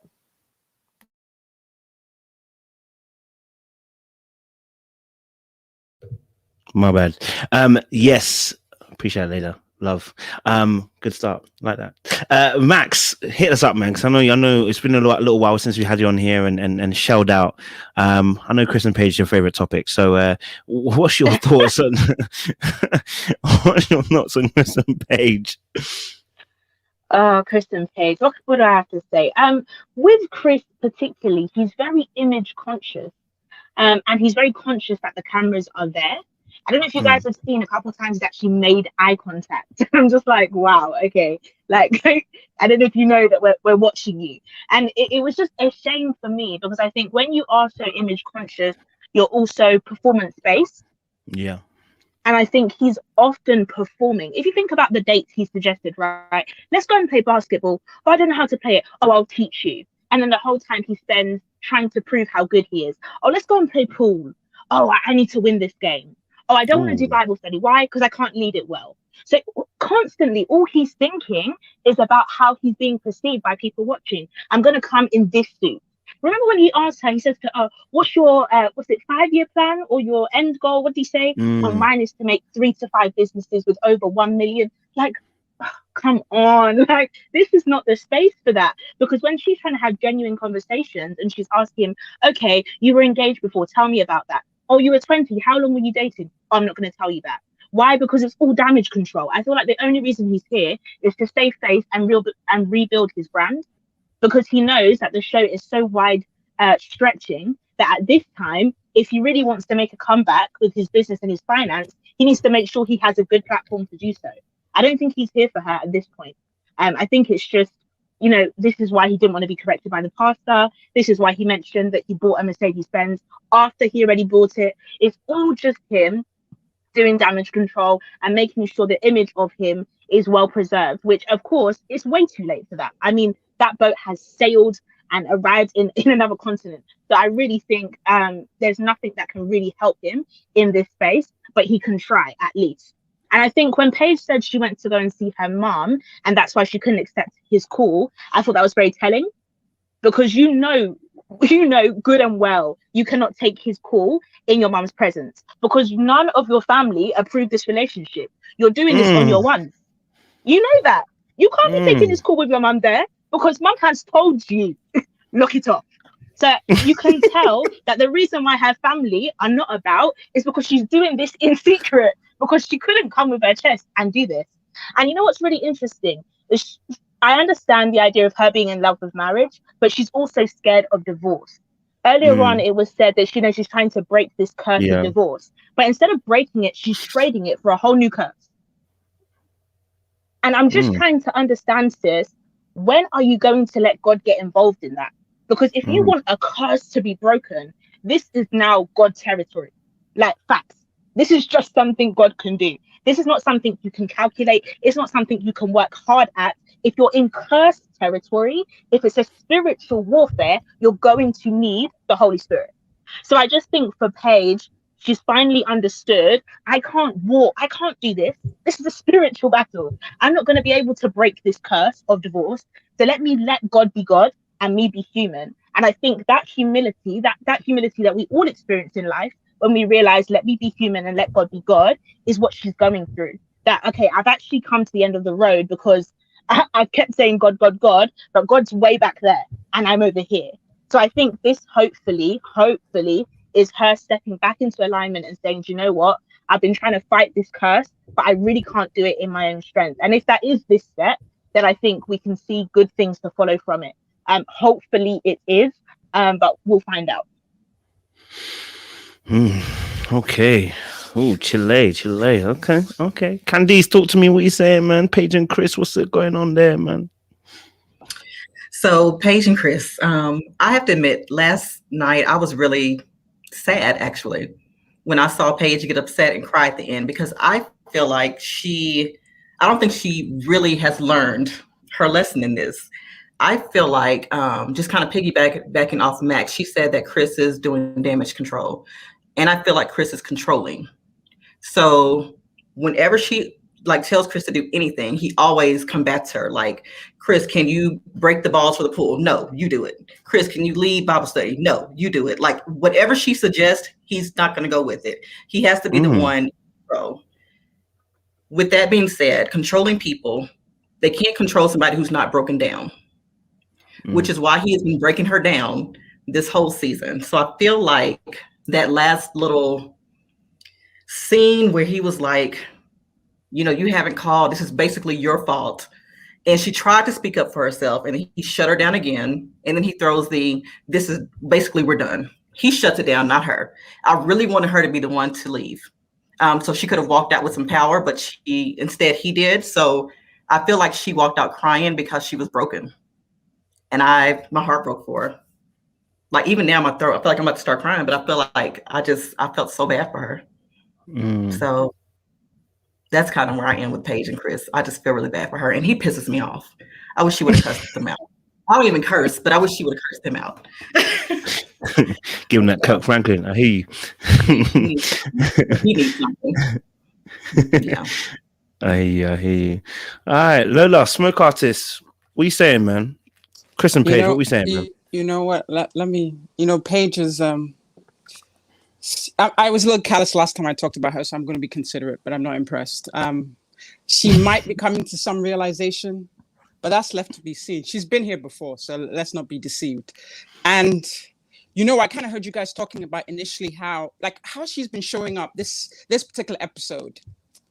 I don't know if it's on purpose, but I don't know what's going on with her. She just didn't seem dressed the way I would like. Like, I've seen her dress better in the earlier episodes as opposed to this. And because I hate to judge a female, but yeah, I don't know if she needs to be wearing crop tops. Like, there's no time for crop tops. So, because if she was to compare herself to Mercedes, I don't think Mercedes would be walking around in crop tops. But I digress. But back to Paige.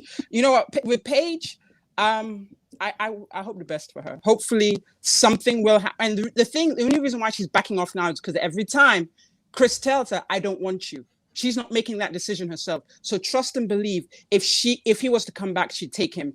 And I think part of the reason why she might be resisting him behind the camera, if that is true, is that she might admit and know to herself that she's weak, because all he's trying to do is just, hit the skins and hit the road and run. So that's that's all I have to say. So I'm just hopeful for her and see what happens. Now to Chris. Chris was trying to gaslight her in front of the cameras. So that shows me that he's a novice narc. He's not even he's a baby. He don't even know what to do, because you're meant to do that. You're meant to be like, behind the scenes. Occult kind of, but he's just doing it in front of her that, oh, well, exact same thing she complained about last week is the same thing he's throwing back in her face. How does that make sense? It made no sense at all. He looks ridiculous. Like, you're not communicating with me. Like, dude, like, stop. But that, again, is him trying to set the ground. So he knows he wants to stay on camera for certain reasons, maybe to get his check, maybe to try and help his rep. I don't know. But now he's just playing a dumb game, but he looks like a child playing this game. So I'm not sure what he's getting at. So all we know right now, looking at this couple, we know they're not going to be together. We know Chris is still pulling the strings. And with Paige, hopefully she was with her mother, because if I was her mother, I'd have pulled her off the show, because there's no amount of money that's good enough for your dignity and your respect and your appearance. Because in the future, what is that future guy going to be looking at when he sees like how she was toyed with?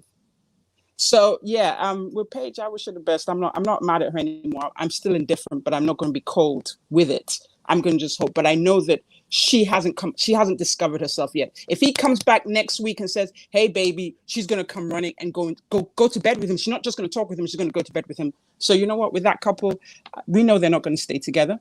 We know Chris is a clown. He's not even good at what he thinks he's good at. So what is he good at? He's not good for anything. Maybe he's good in bed. We don't know. Maybe that's why he's pulling Paige in. But at this point, you know what?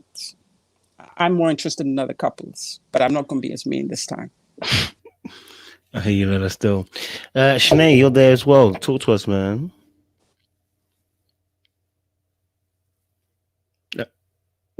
Wait. I am so done with you, Shanae. Read it to me. What did she say? I am so tired of them. You already know you lot can't spell. You mean she is shy, so you put T-I-D-E. I don't know what to do about that. It's shy, sir. It's shy. Whatever, okay? whatever, Sir, it's shy. whatever. Because there's tired, but then there's tired. There's tired. And I'm tired of Chris and Paige. Girl, I'm just tired. I'm with you. I'm with you. I'm really tired. Girl, all right, no worries, Shanae. No worries. We'll come for the next couple for you. Don't worry. Adjoa, talk to me, man. Okay. So the first thing I want to say is that Paige was looking amazing. Like, I felt like her light was coming back. When I saw her at the luncheon with the girls, I was like, oh, okay, I see a little bit of, light in you. Like, she felt a little lighter. And I think it's because, like Layla was saying, she was starting to get this epiphany. Like, this is something's not right here. And the Bible says that all things work out for the best of those who love the Lord. And although I think she was moving crazy with some of the things when it comes to God this and God that, I do think that God did save her out of this situation, because when they had that Bible study, when they had that prayer session, and my man could not lead, I think that's when she was like, wait, hold on. Maybe let me rethink this a little bit, because as gung-ho as she is with spirituality and, just being a woman of God, I think that probably was also part of what was anchoring her and holding on, is that she thought that this was a man of God. And in that moment, although he hasn't been praying during lunch and whatever else and saying grace, I think that moment really opened her eyes, like, what are you doing? Especially with that Bible reading. It caught my eye. So I'm sure she was like, what are you doing? And also the fact that she went home to her mom. Your mother is the root that holds you. And I think her mom just shook her like, what is going on with you? Like, this is not my daughter. You are not going to be doing this with this man who sleeps with you and tells you that you are not attractive. That is not happening, not on my watch. And I think that's what shook her, and that's what brought that light in her. Now, before I go to Chris, I want to give a little bit of a timeline. So they got married. Day 2 is when they had sex. Well, actually, no, they had sex the first night, right? And then day 2, they had sex again. And day 2 is when he said, I don't want you. I'm not attracted to you. Disappeared, had a breakdown, whatever it is. Day 3, my ex is pregnant. That night of day 3, he says, but you know what? I really want to build this life with you. I'm going to make you my priority. I'm going to support you because you're just so sweet. So then these things trickle down. Day 17 is where they meet Mercedes. And Mercedes comes out. And I'm sure Mercedes after that was like, you know what? I'm done with you because you came and you embarrassed me. And that's why he came back and was like, you know what? Let's start over. Now we have day 24.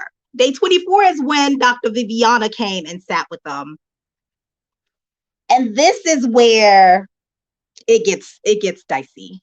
Day 24, Dr. Viviana comes and sits with you, and Paige says, all I want from you is for you to call me once a day.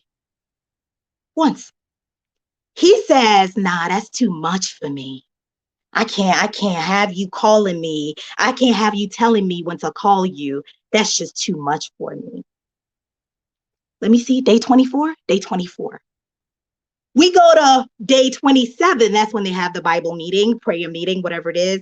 And then day 32, Chris comes and they're playing basketball. And Chris says, I don't know what's going on. I can't trust this relationship because your communication is shaky. I call you, you don't pick up. Sir, day 24, you were saying it was too much for you to call one time. What happened between day 24 and day 32? That all of a sudden you're blaming her for being the problem and having a terrible communication skill and not picking up when you call. What happened between those 2 days? What about all the other days, the 24 days that you were doing madness? What about those? Compared to your 4 or 5, how many ever days, you're making that a huge deal and blaming her and making her feel bad about that? He is a manipulator. And I have said this all throughout. I don't even give him the title of narcissist because I could see through him. I could I could see through. He cowers a little bit sometimes. When he doesn't get what he wants, he cowers a little bit. He doesn't have that look of a narcissist like, I'm coming for you. And I think that's what Lola said. That's a baby narc, an infant narc. That's just what that is. Because he does not have that follow through. Like, you could see through Chris's nonsense. It's not, no. When we talk about narc, we talk about the man that was reviewing himself. That's a narc. That's a professional narc. Compare that to baby Chris, and Chris is a joke. That's just what it is. Chris is a joke. Chris is there for fame. COVID hit. Chris knew Subway was going to go under. So for him, this was his way of getting a check. And so he said, you know what? I'm going to do everything I can just to get a check so that I can support my Subway business. And I think this was just a business venture for him. And yeah, that's all it is. But you can't compare 5 days of you calling someone one day, one night, whatever, how many ever times you called her. Compare that to the 24 days that you weren't emotionally available, and then gaslight her for making her feel like she's the reason why your relationship is dissolving. No. I hear that. Didi, talk to me, brother. Well, at this point, I'm starting to wonder. I mean, everybody's from Earth, but where is Chris from? And the only planet I can come up with is Uranus, because something is definitely that dude. I'm trying to wonder, where was Chris on Uranus, or was he on Earth? Because he started blame victim Paige. He's like, he wants a serious relationship. he wants emotional support. So what have been transpiring during that episode? Like what have been transpiring all the time? Was Chris on another planet or was he on Earth? Because what have we where have we been? Have we been what maybe we have been watching a different Married at First Sight? Because I want to wonder where was Chris? Because he wants to make Paige feel like she's the one doing everything wrong. She's not doing anything right. And Chris, when she said, I think I'm talking to a stranger. I said, Paige, your mama never told you stranger danger. My mama told me that. My mama told me stranger danger. So he is dangerous. And all the signs are there, the flags are there. Like everybody on the panel so far hit the nail on the head. But I just wanted to drop that little piece because that's just why I think Chris is firm. Chris is not going to change. Chris is just using that show as to probably maybe build his business, his brand, or whatever they do, because a lot of them come on those shows for them to get publicity or get known or get. But in terms of the seriousness of this experience, Chris is not serious. Paige is the only one trying to be serious. She's the only one trying to fight for a relationship which is lost already. And that's how I feel about them. So at this point, I'm not going to bash her or say anything bad or negative about her. You can see she's mentally drained. She is really mentally drained from that whole thing. She's mentally drained. So she's just trying to just comfort herself a little bit. That's why she stood up a little bit. It's not enough. She needs to put more effort into it so that she can literally put her foot down. Well, hey Lola, like Jacob is putting his foot down. She needs to put her foot down and make him know and be aware that she is not to be just walked over.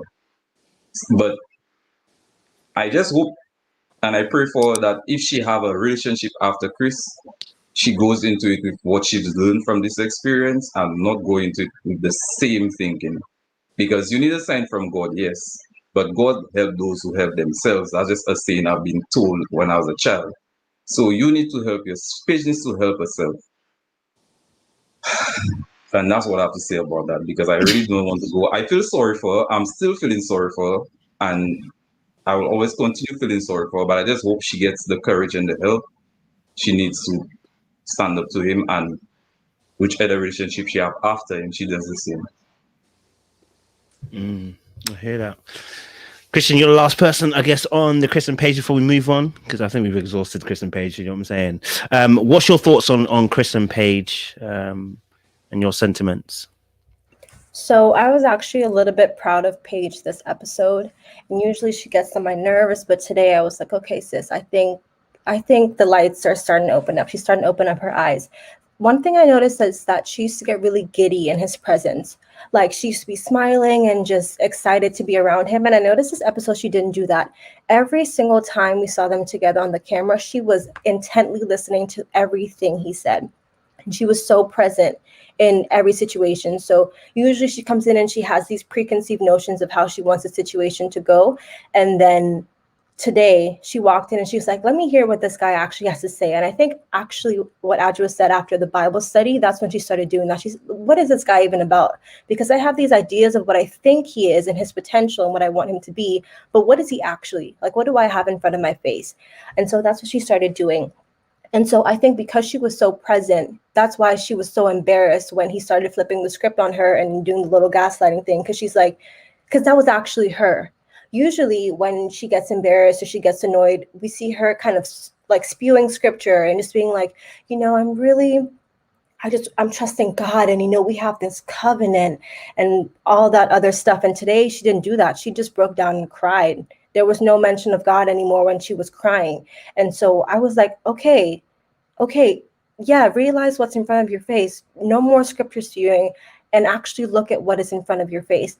And I'm happy that I know she still has God as her comfort. And I think now she's going to use the scripture less to continue the situation, but more use God and the Bible and scripture to help her to feel better about moving forward and finding ways to leave.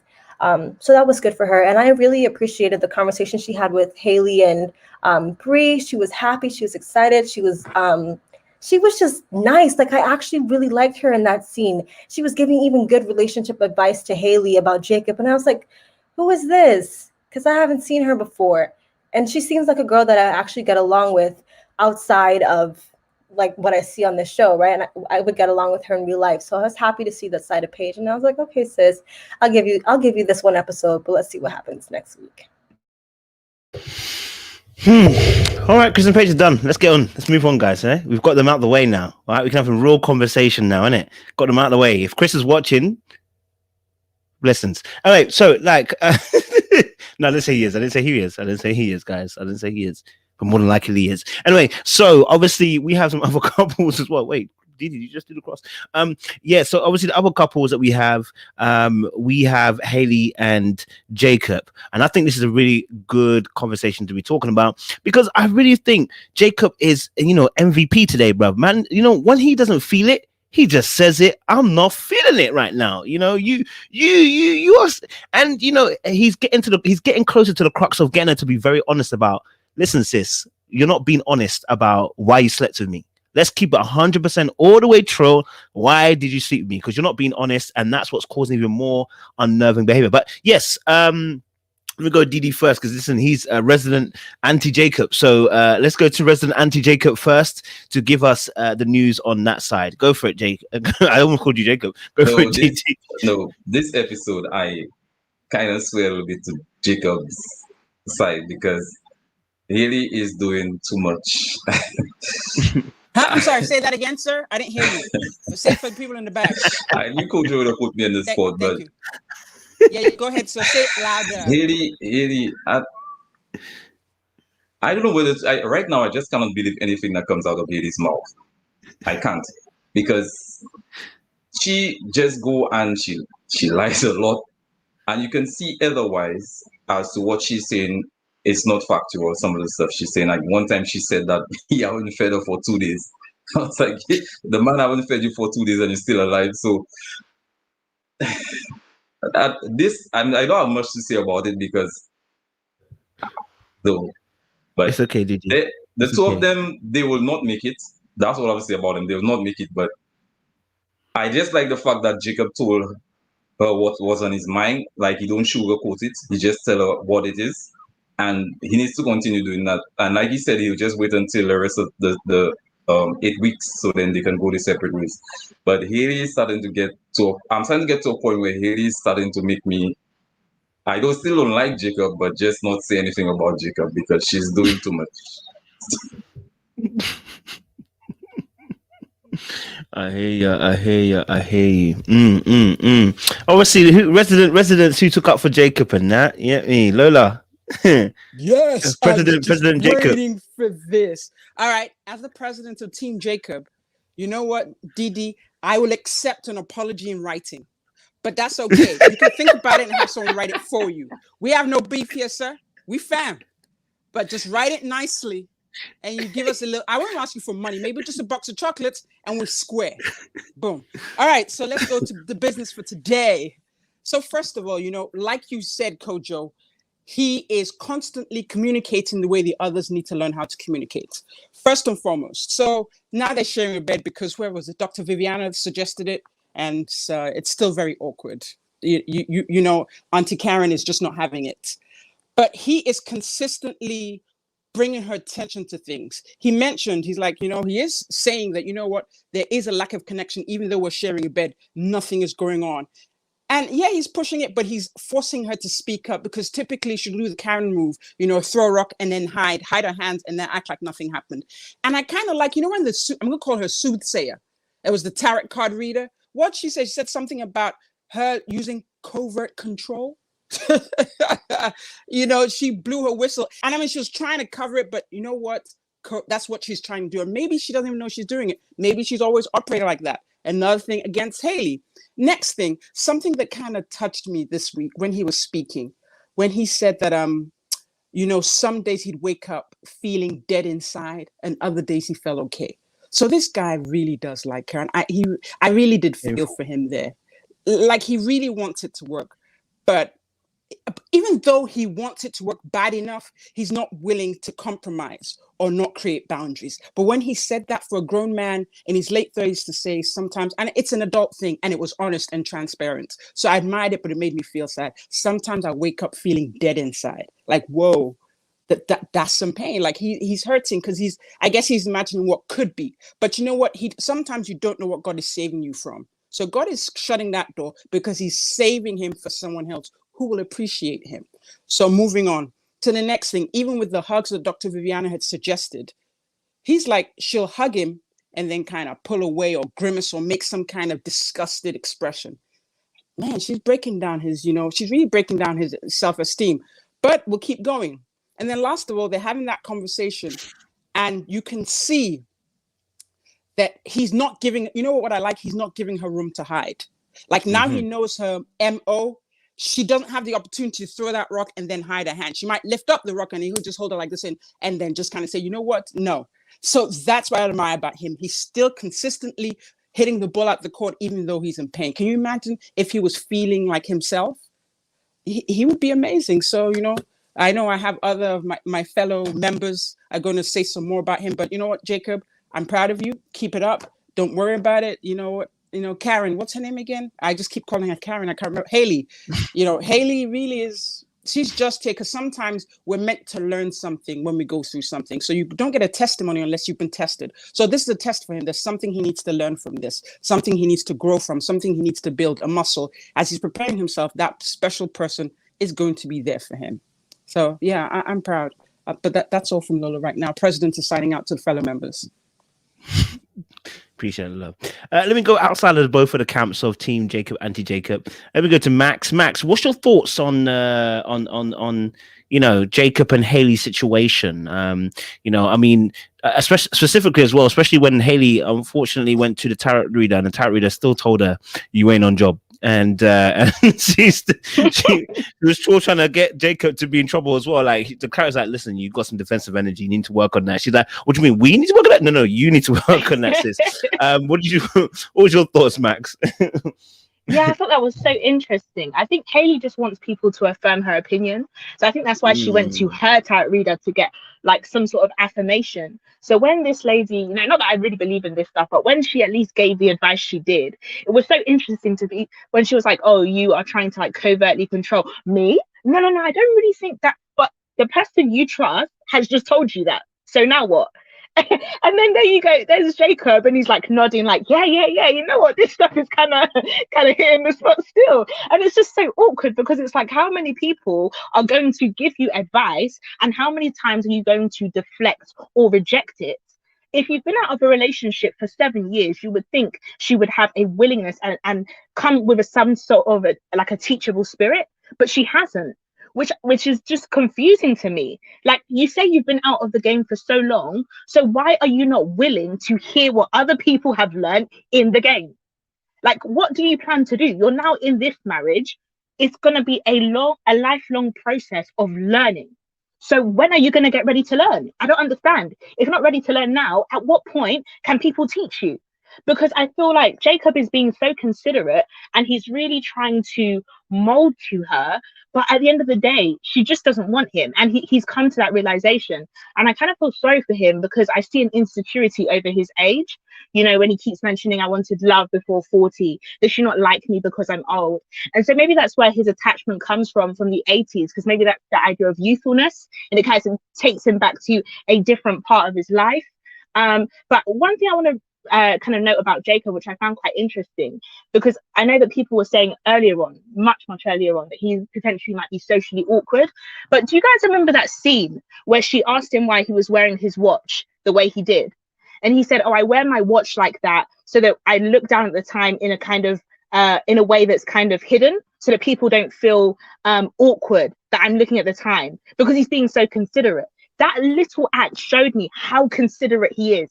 He wears his watch the wrong way so you don't feel uncomfortable. And that is the person you have as a spouse, right? So you can tell he is going to go to lengths to really make this work. But the truth is, Haley just doesn't want it to work. Whether she gets readers, whether she gets a vision, it doesn't matter. She doesn't want it to work. And I think Jacob has come to that realization. I think that's why sometimes he's waking up, feeling dead inside, because he's like, I can't even give myself. There's nothing I can do. And I think that is a really hard place to be in as a spouse, where it's like, wow, I've given everything. I could continue to give everything and it still wouldn't matter. Thank you very much, Resident Max. Power, power. Love that point about the watch thing. He definitely was a considerate individual fellow. Let me continue to stay on the outskirts and come back in. Sinead, Jacob, you know, his thoughts. I mean that table scene. Where he say he's like, you're not attracted to me. You're not. He couldn't get past that point. Like, is he doing too much? Is he right to feel the way he's feeling? Is Haley, has Haley got some points here? I mean, is she allowed to feel the ick? Is she allowed to feel the ick? You know what I'm saying? Of course, we all are allowed to feel it. What comes after the feeling is now you got to own that and you need to communicate that. You don't go and buy that person a new shirt and think that that's going to magically change the ick. It doesn't. You're not attracted to him. And I think that's what Jacob was trying to say. He was like, look, I can put on the clothes. I can sleep in the other room.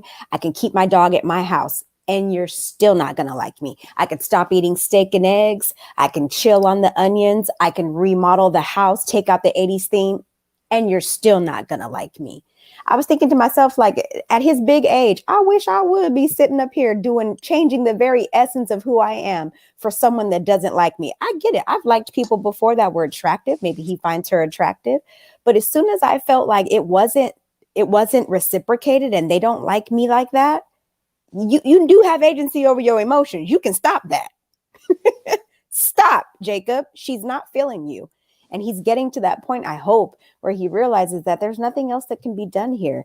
I'm really irritated with Haley needing to be the victim out of this. I don't understand why she just can't take the mature route out and just say, you know what, Jacob, you're a great guy, and I'm sure you'll be a great husband for someone else. Between you and I, we'll probably just be friends. If not, we'll send you the annual holiday text. But take care. And call it a day. But it's like it feels as though she wants to control this narrative and not come out looking like the quote bad girl by just telling this man that she doesn't like him. She doesn't. And it's okay that she doesn't. I'm also kind of irritated too that I'm like, Jacob, can you bring up some stuff that you don't like about Haley? Because she's not no perfect angel. So can we, here's what you're willing to do, right? You're going to all these lengths. What is she doing? What is she willing to compromise on? What is she changing? I don't see where Haley's doing anything except backing up into a corner and magically pulling out tears when she doesn't want to be a big girl. And I'm just... Can we just rename her Pigeon? We don't really no, not Pigeon, but Pigeon. With the yes. Pigeon. Love it. I'm tired of Haley and her white woman tears. Bye, Haley. I hear you. I'm not even gonna lie to you. She does weaponize those tears very, very well, and she's good at it. Layla, what are you saying?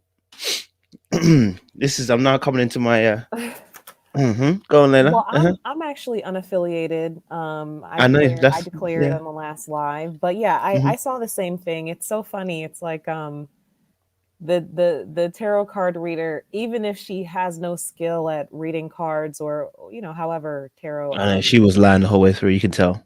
Either way, she's astute enough to know you low-key try to control things, you want to gain the upper hand, and you're defensive. She could have told them that based off probably Haley's call to book her.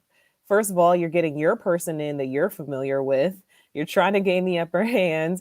You're trying to control the scenario. He didn't ask you to do this. What was this card reading supposed to do? What was it supposed to do? Was it going to make you like him? Was it going to tell you some secret thing about his birth chart that's now going to make you see the value in him? See, Max was saying a lot of the things that kind of like make Jacob like a person that's like, okay, there are things there that you say you want that he has, but he has them just not in the form that maybe you're used to seeing them. Haley is too basic to see that. And Haley she's made up her mind a while ago that she does not appreciate Jacob's good qualities. She is prickly. She is constantly rejecting him. She is making it extremely uncomfortable for him. And then when he finally gets frustrated and says something that's slightly aggressive, like when he, told her like, I don't know how long we're going to be in this house because of the way you're acting. You just flipped it up on him, and then you were highly passive aggressive, changing your plane seats, acting like he did something wrong when you ditched him and lied to him and ran away from him. And then you somehow became the victim, waiting for him to apologize. And you've been prickly and rejecting him and telling him that you're not attracted to him, and being awkward and making all these faces like you're kind of doing him a favor to be around him. And when he finally kind of lashes out and just is like, look, I'm calling you out on every single thing, now you're crying, saying that you don't know what to do next. Okay, miss me with the manipulation and the Jedi mind tricks. That's what she's there about. Like, she does that same thing that Chris does, where it's like, you have to be the one to do the hard work. I just need to be the victim because I have to rest in my victimhood. I can't be the one. She's wanted to leave this marriage since like probably the middle of the honeymoon. And nobody can really blame her for wanting that. It's just how you're going about it. You've had so many opportunities. You've had so many opportunities to just be real and be like, look, I don't necessarily want to do this, but she can't, because it's going to be so hard to stand up to Dr. V and say, I don't even want to try anymore. And have Dr. V throw all her issues in her face and say, I understand that, but I still don't want to try anymore. She doesn't have the backbone for it. So Jacob is paying the price. And I was happy for it. You know how they have those videos where they call them like revenge porn or something, where like you see like bullies get beat up, or you see people who, you know, they were going to get picked on, and then the person who gets getting picked on like turns into Superman and beats up everybody around them. That's kind of what it's like watching Jacob call out Haley, because the manipulators on this show don't really get called out like they need to, specifically Chris. So watching Jacob just call Haley on all her nonsense and stand firm and not care about her little sad faces, it's like satisfying for us, because we finally see it somewhere, even if it's not the place that we need to see it the most.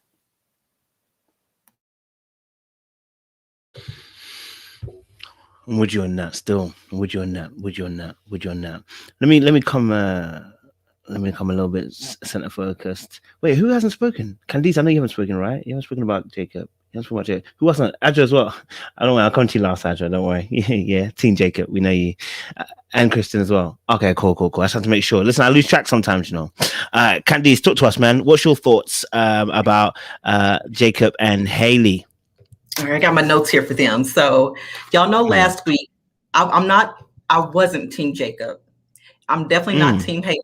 But I will admit that I packed my bag and I got on that Jacob train. Okay. So, let me tell you why. Welcome, sis. Welcome, sis. I love Jacob now. Jacob is so straightforward. He just says what's on his mind. He has the best questions. Like, I think, let me see what I wrote down, because I know he asked a couple of questions that I was like, okay, Jacob, let's get the answers. We didn't get them, but he asked at least. He said, how did we get here? When he was talking to her at the table, he was like, how did we get here, Haley? She didn't even answer. She just ignores him. He asked her, he was talking about the hug when he tried, because they were saying, like, you know, he admitted that he might have been pushing the physical a little bit, you know, and that was making her uncomfortable. But he was like, you hug everybody else. Like, it's a freaking hug. Like, it's not that deep. And she was trying to make him feel like, you know, he was wrong and it's always him. And he's like, no, you're doing too much. Like, it's not that serious. You basically getting on my nerves. Okay. And then they showed the little video of their wedding and their vows. And Haley's vows were, I will be optimistic. I will always see the glass half full. Somebody tell me, was she optimistic at any point? Did she see the glass at all? Like, I don't think she put anything in the glass. Like, but she claims she's given her all. She's given all she can give. And I'm like, Haley, you have given 5%. You have shown up. That's all you have done. Like, you got a whole lot more to give. If that's all she has to give, I feel for her next boyfriend, because I'm sick of Haley. Haley is another gaslighter. Chris pisses me off and Haley annoys the crap out of me, because Haley will, instead of answering his question, she'll act confused. Like when he told her, Haley, I feel like you look right through me. She goes, what? I look right. What does that mean? Haley, you know what that means. sweetie, you're not stupid. You know exactly what he's saying. And he didn't even try to like explain it to her. He was like, exactly what I just said. You look right through me. So I'm proud of Jacob for standing his ground. I'm proud of Jacob for trying to knock some sense into her. Haley's a lost cause. I'm sick of her. Let's get her off the show and take Chris with her. But I'm just saying, like, I'm on the Jacob train. Go Jacob. Love him.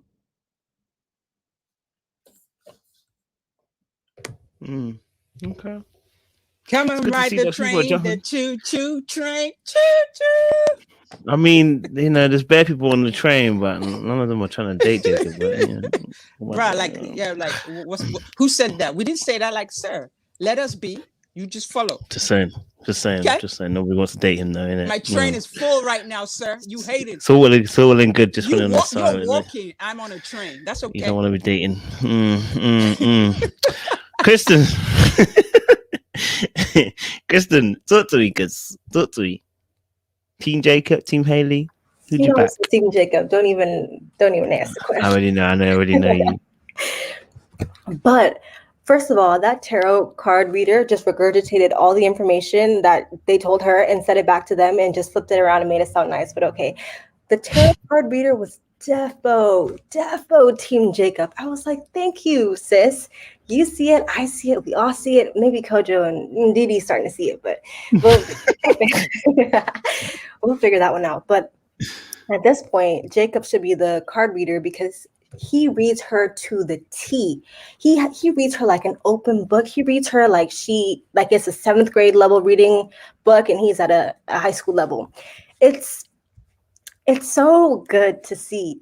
I'm so proud of him in that he is able to come every single time with the facts. He's consistent with his reading of her every single episode.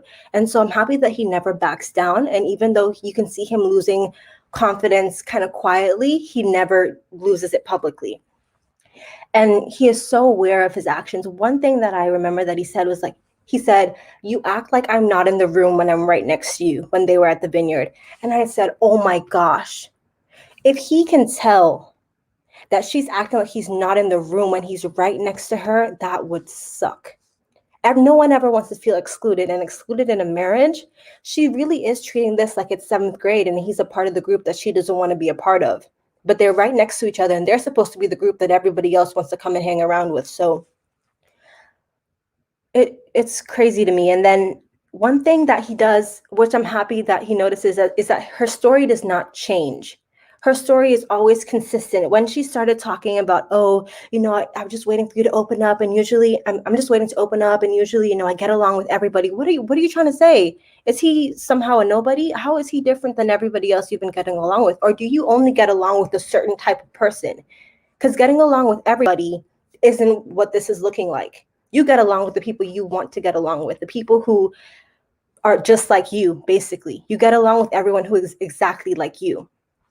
And so I don't like that about her. But one thing I noticed that she always does is she always goes for confirmation bias. She goes to her friends. She went to the reader. She went to Bree, to everybody to try to have them spoon feed her this information and like agree with everything that she feels, everything that she agrees with.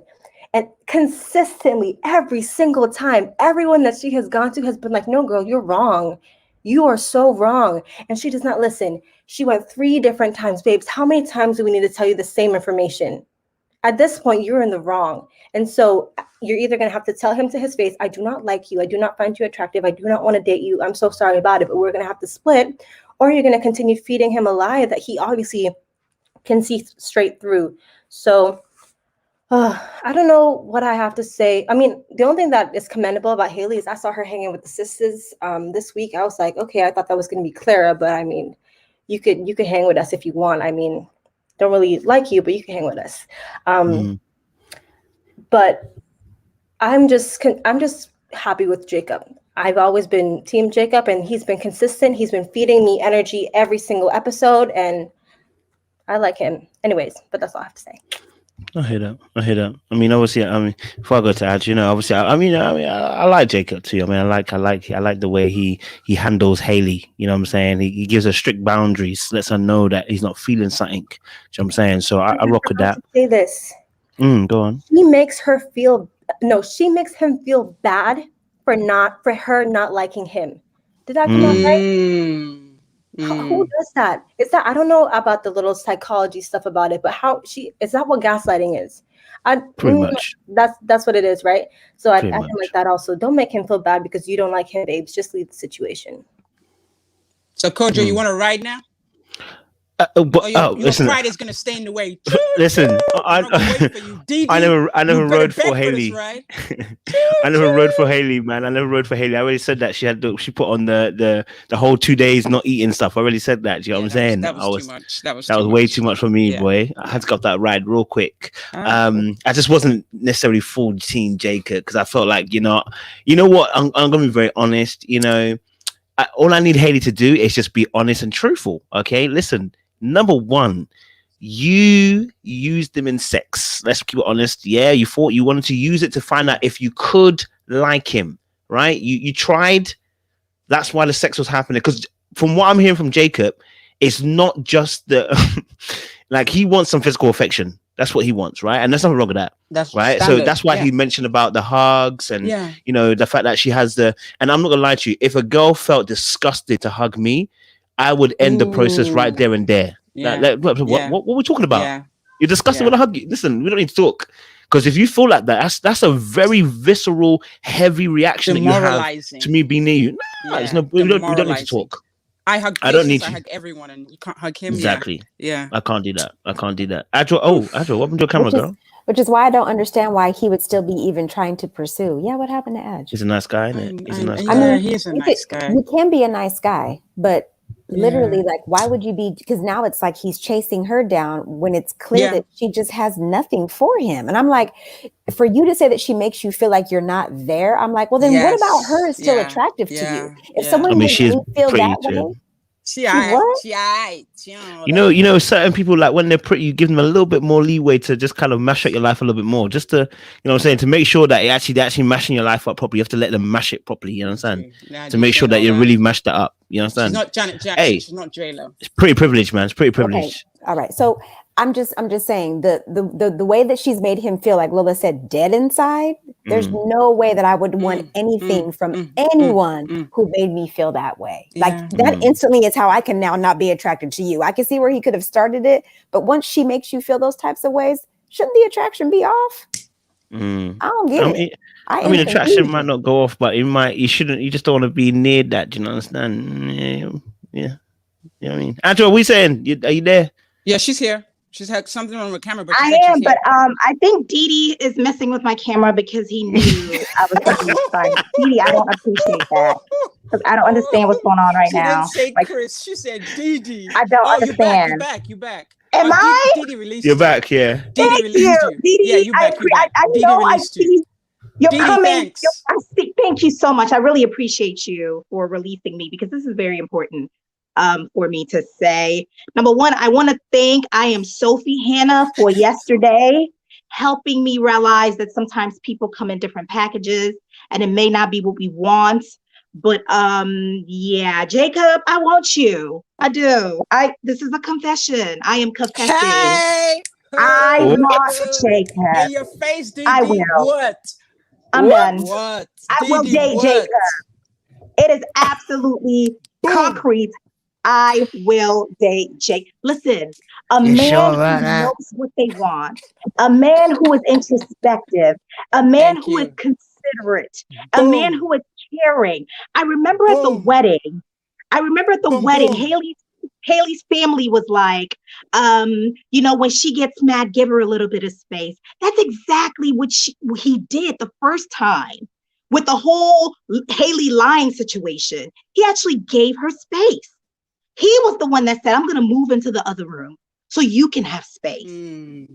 This caliber of a man, yes, Jacob, we can eat meat and chew onions together because at the end of the day, it's the keto diet. You'll stay slim and sexy. I'm okay. I will do it. We will eat the onions and the meat every single day, because at the end of the day, we gonna be kissing each other. We ain't kissing nobody else. So don't worry about these people. I got you. I'm gonna set y'all I up got with a you. care package with some Listerine strips, because girl, y'all We gonna don't tear need each other it. up We don't while in need calling it. We onions. don't need it.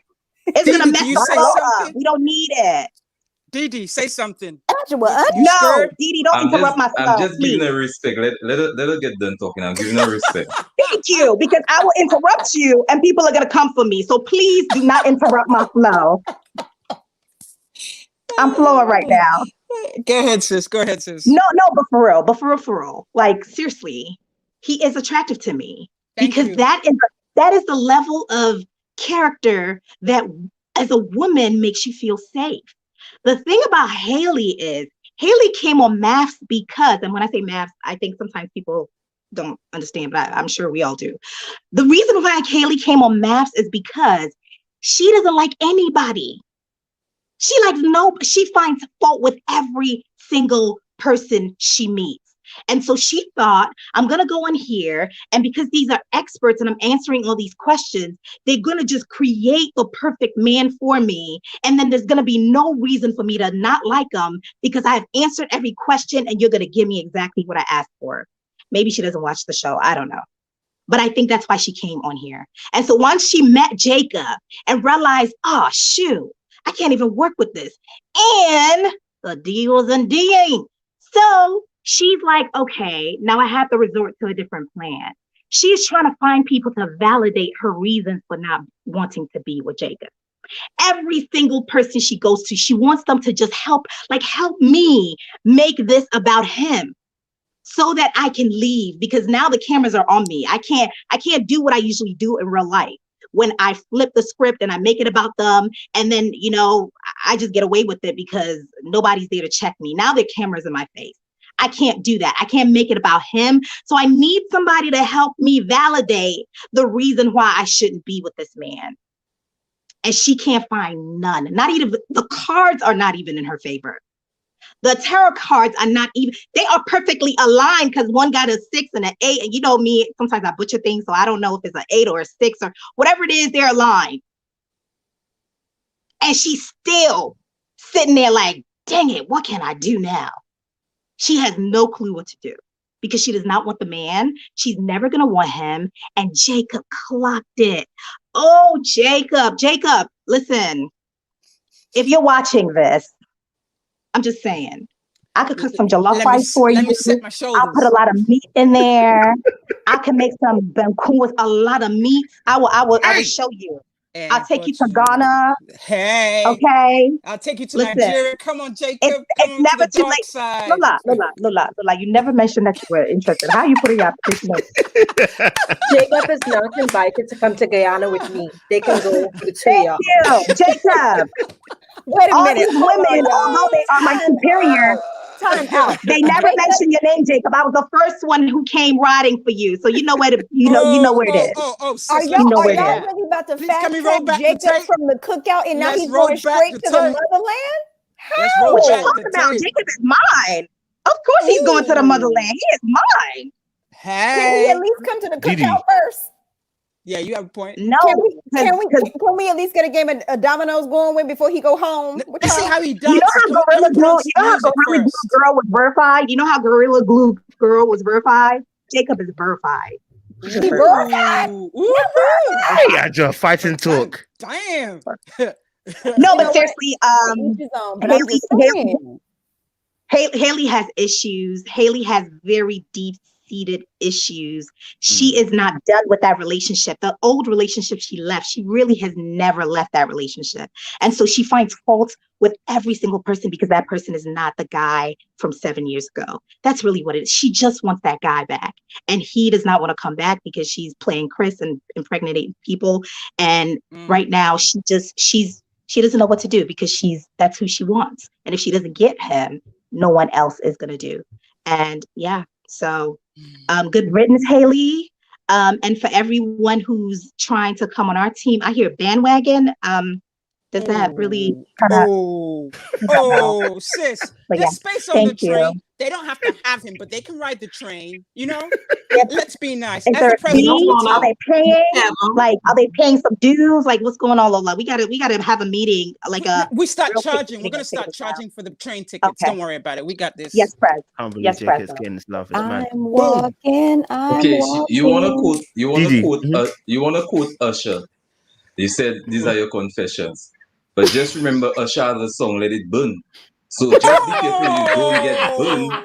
You know No, what? not Those the are way you're thinking. I mean, what I mean disparaging by comments. get burned. Sometimes you might be with Jacob, and Jacob might just burn you in terms of you might think that's the right man for you, and then he's definitely not the right man for you. Hater. I know. You are a Usher- hater, Z. Straight. Though Usher has songs, then and these are my confessions. Just remember, he had an outside baby, so you have to be careful what you ask for if But you want to Jacob's not a quote bad Usher. guy. I'm just saying, if you want to quote Usher, I can quote Usher as well, but that's all I'm just saying. Bruh. Diddy Damn. is bad. Diddy's bad. For real. He's Diddy's gonna bad. get burned. You're a hater. A hater. He's not bad. She might never know. He might have an outside child. There's something he might do wrong, and then she'll come back running to me and saying, "Didi, you know what he did? I got burnt." Oh, Didi, that's He's a hater. Diddy's a hater. hating. You're a Diddy's your hater. hater. You're a hater. All right, let's move on. Let's move on. I love that. I appreciate you guys. Thanks for sharing on that. We're talking obviously as well. Eric and Virginia. What are the? In fact, before we go, no, let's go. Clara and Ryan first. Clara and Ryan first. What's really popping there? Because they had a conversation with Eric and Virginia at the table.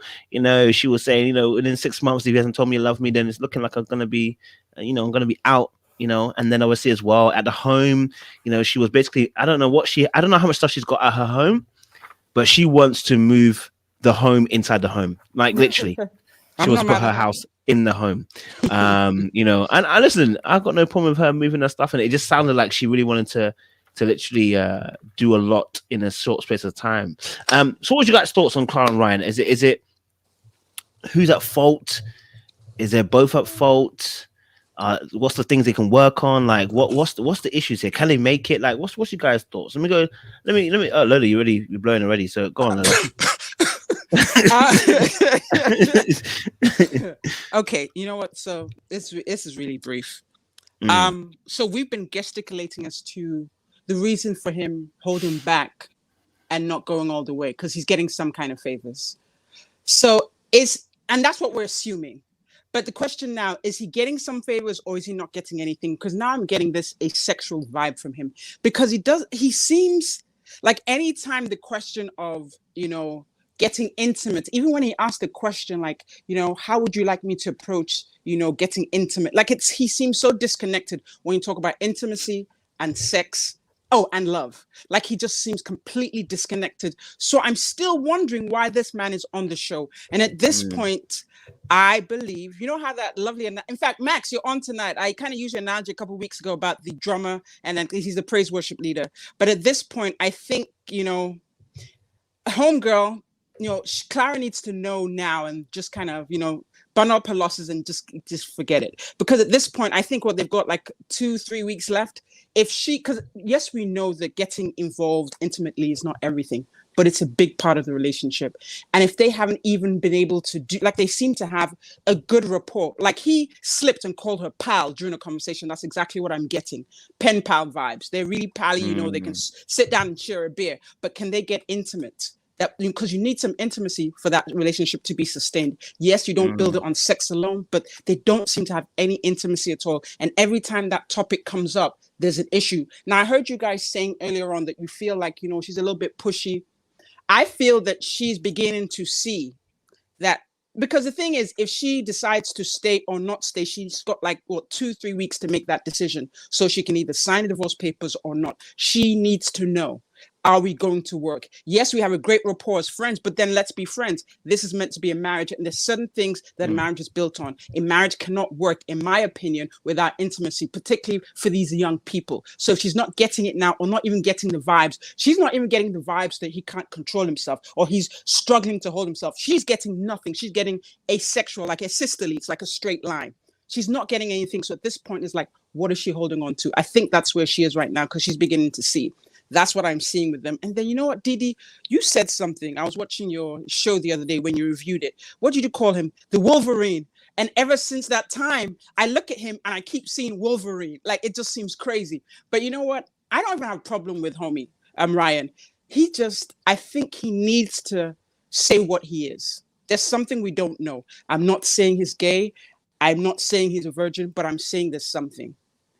Something is going on and we don't know what. I just have a feeling of asexual vibes, people who just kind of flow through, but they just have nothing in the nether regions. They just don't feel like connecting in that area. And that's what I'm getting with them. Now, in terms of her moving her stuff, I'm a little confused as to why she wants to move her stuff if they haven't solidified their relationship. Like, maybe she thinks if she moves her stuff, that might kind of push him closer to making a decision, because it's clear that he hasn't made a decision.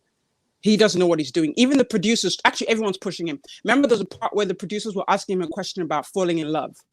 And he was like, we're working our way there. We're almost there. He seemed so uncomfortable and awkward. This show is about marriage. Marriage is about love. What are you so uncomfortable about? This is week 3 or week 4. No, it's week 4 already. It's a month anniversary. What is the issue? Something is wrong. We don't know what it is. And I'm tired. They should just call it a day. They can stay on and just entertain us, but no, they're getting divorced. That's all I have to say about them. Okay, I hear that. Thank you very much, Luna. Shanae. That woman asked that man, what's been the highlight of like the last 30 days of our marriage for you? That man looked her in the face and said, yeah, sure. Yeah. Sure. Yeah. Yeah. Sure. Yeah. Oh, yeah. You being here, you just being here. Yeah, sure. Yeah. Yeah, sure. There's nothing there, Clara. Nothing.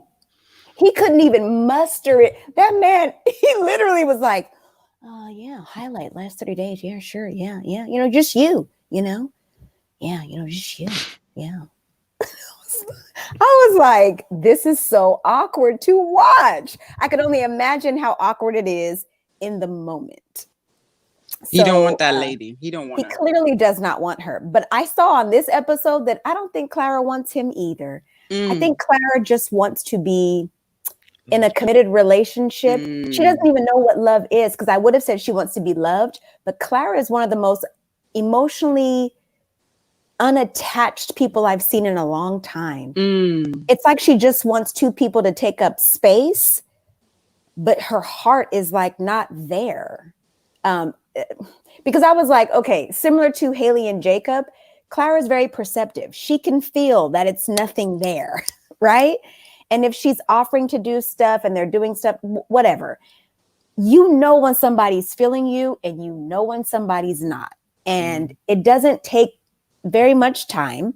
30 days is well enough time for that to be established. Y'all, when they sat there and had to watch the wedding back, just the whole scene of them from dinner to when they sat down in front of the screen, there were so many moments of just awkwardness. Like they have empty moments of just so much awkwardness. Like I'm typically a person that's okay with like moments of silence, because I like to ponder and noodle on things and just think, or like look at your body language.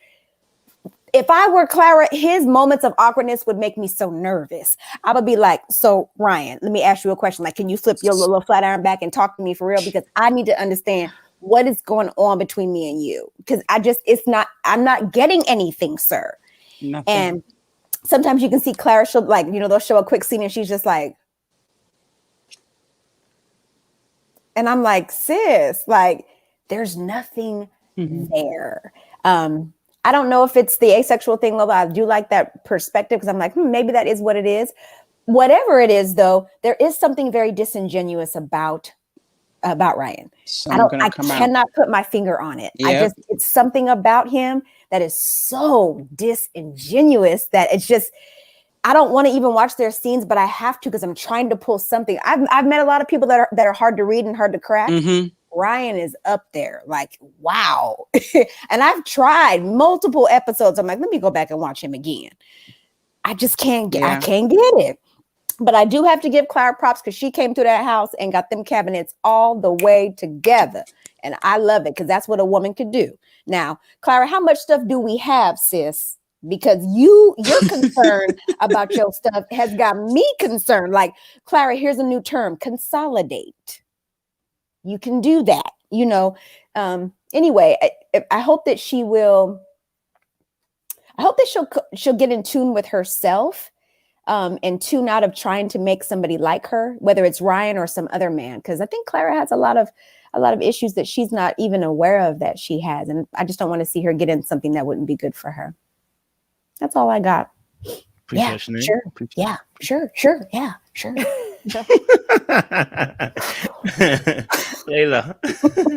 Oh, freaking so when I watch this, I agree with Shanae that Clara is perceptive. She saw, like, I want romance, yes, but I want romance with the intention of being romantic as a couple, not just for the sake of romance. And I was like, well, I'm glad you know, sis, because Ryan is trying to check off the box. You gave him a task. You said, I like romance. He said, okay. You told him to do this. He said, okay. None of it means that he likes you. And you can tell that. He's so... I look at Ryan sitting beside her, waiting for the helicopter. And when he said something, pal, I got the impression, especially from some of the other things he said, you know, my parents, you know, they do the same thing every Sunday morning or whatever. They, you know, they open up the paper, they read it together, they do this together. I think he wants someone to sit beside him for the rest of his life. I think he wants someone to just be a companion, kind of like like company, like just, they don't have to talk. They just know each other's routine and they sync up and they just do that. I just, yes, exactly, Shanae. Like two people taking up space. I don't think that I remember watching this with my mom and I was going off like, he is fake. Why are we all acting like he's a catch? He's super fake. And I was like, nobody knows what Ryan wants because he's not a real person. And my mom was like, he wants peace. And I think she's right. I think he just wants peace. I think he just wants a peaceful life. Unfortunately for Clara, he will never emotionally fulfill her, ever. I don't know what it is that's blocking him. I don't know what it is that makes him want to even put up these facades. But whatever that is, it's blocking him from engaging on the level that she wants. But on the side of Clara, she will never intellectually stimulate him. That's not what she's about in a relationship. It doesn't seem. I have to call her out for being a little bit fake too. You want a racially ambiguous husband, but you wanted a plain last name. You know what I mean? Like you wanted his last name to be, why not just black or white? Well, because you said you wanted something exotic, ma'am. And sometimes that means not from America. Colonizer. So I think there's a level of superficial. Oh, he needs to say I love you by 6 months. Why? What does 6 months signify? What about you? How do you know that you are so lovable within 6 months? There is like a form that they each had in their heads that they were just trying to check off boxes. And a few of them were checked right away when they first met at the wedding. But as they're getting deeper into it, they're realizing there's so much left on my checkbox that isn't checked. And I didn't think these things were super important, so I didn't prioritize them when I was describing my ideal mate.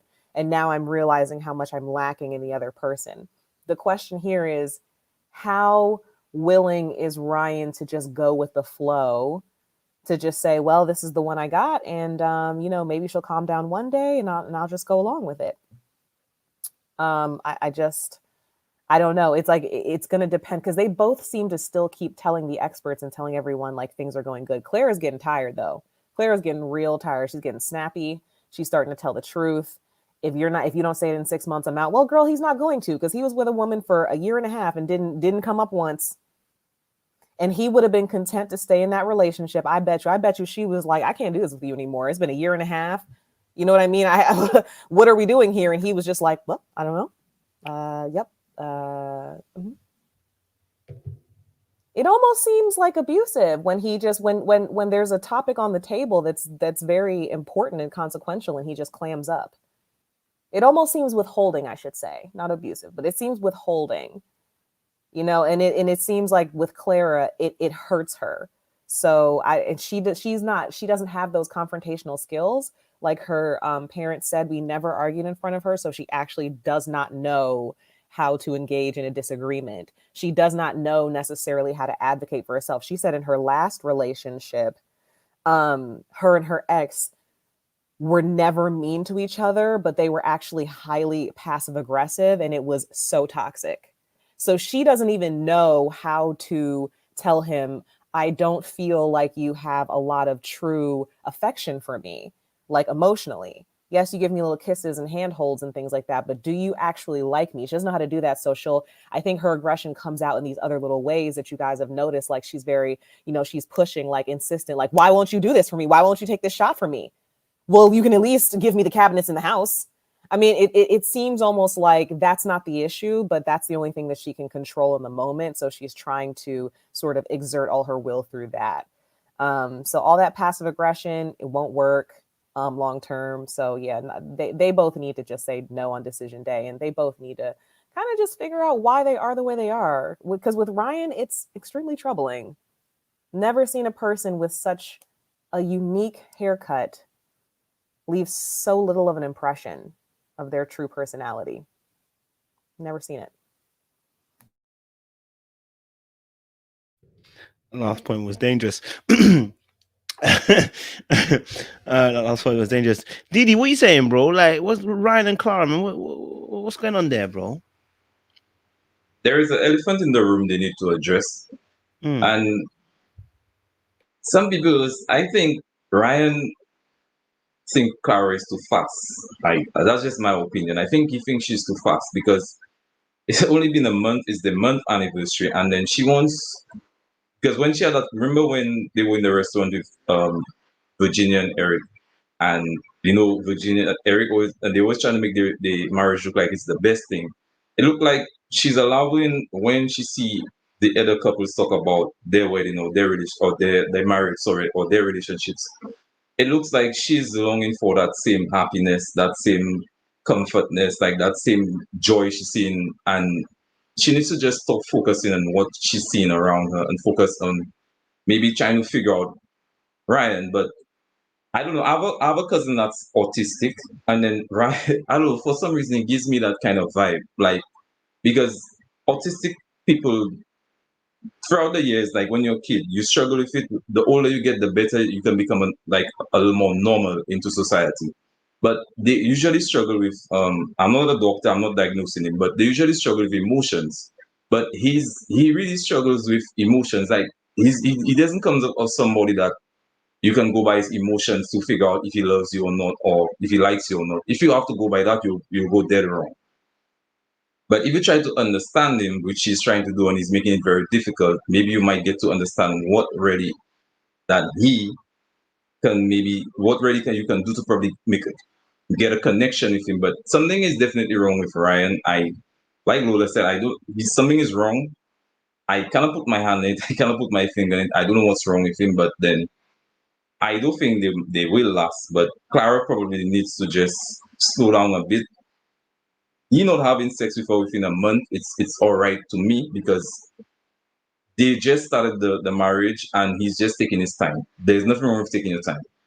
But then at the same time, his emotions, and he's not being affectionate to her, like his emotions is just not there. So I don't know what's wrong with him. And I think maybe this can be something in his past or some experience, or maybe something just went wrong and then he's just holding back and he cannot just show his emotions. But they need to figure it out. I don't think they will last, but I don't know what's wrong with them. I hear that, Didi. Thank you. I hear that, Didi. Kristen, what are you saying? I don't want to regurgitate all the information that everyone has already said about Ryan, because I'm like, I agree. But I actually thought there were moments in the episode where they looked like they were actually into one another. Like at the end, almost near the end of the episode, when they were sitting in his backyard and they were looking at the wedding stuff, there was one point where he looked into her eyes and it was kind of like a seductive, like it was like that look. You know the look. Most people know the look. I saw it in like a little, just for a slight second, he was like looking so close into her eyes, and she was like, their faces were pretty close. And I was like, Ryan, you actually, like in that moment, you kind of looked like you like her like that a little bit. I don't know if anyone else saw it. It doesn't look like it. Maybe I'm just reading too much into it, but I'm gonna stick with that opinion. I think what his issue with her is she asks the questions at the wrong time, because right after that look happened, she asks, so do you think like these two people saw their relationship happening like this? And it was one of those questions where like obviously we didn't think we would be having issues like this right now.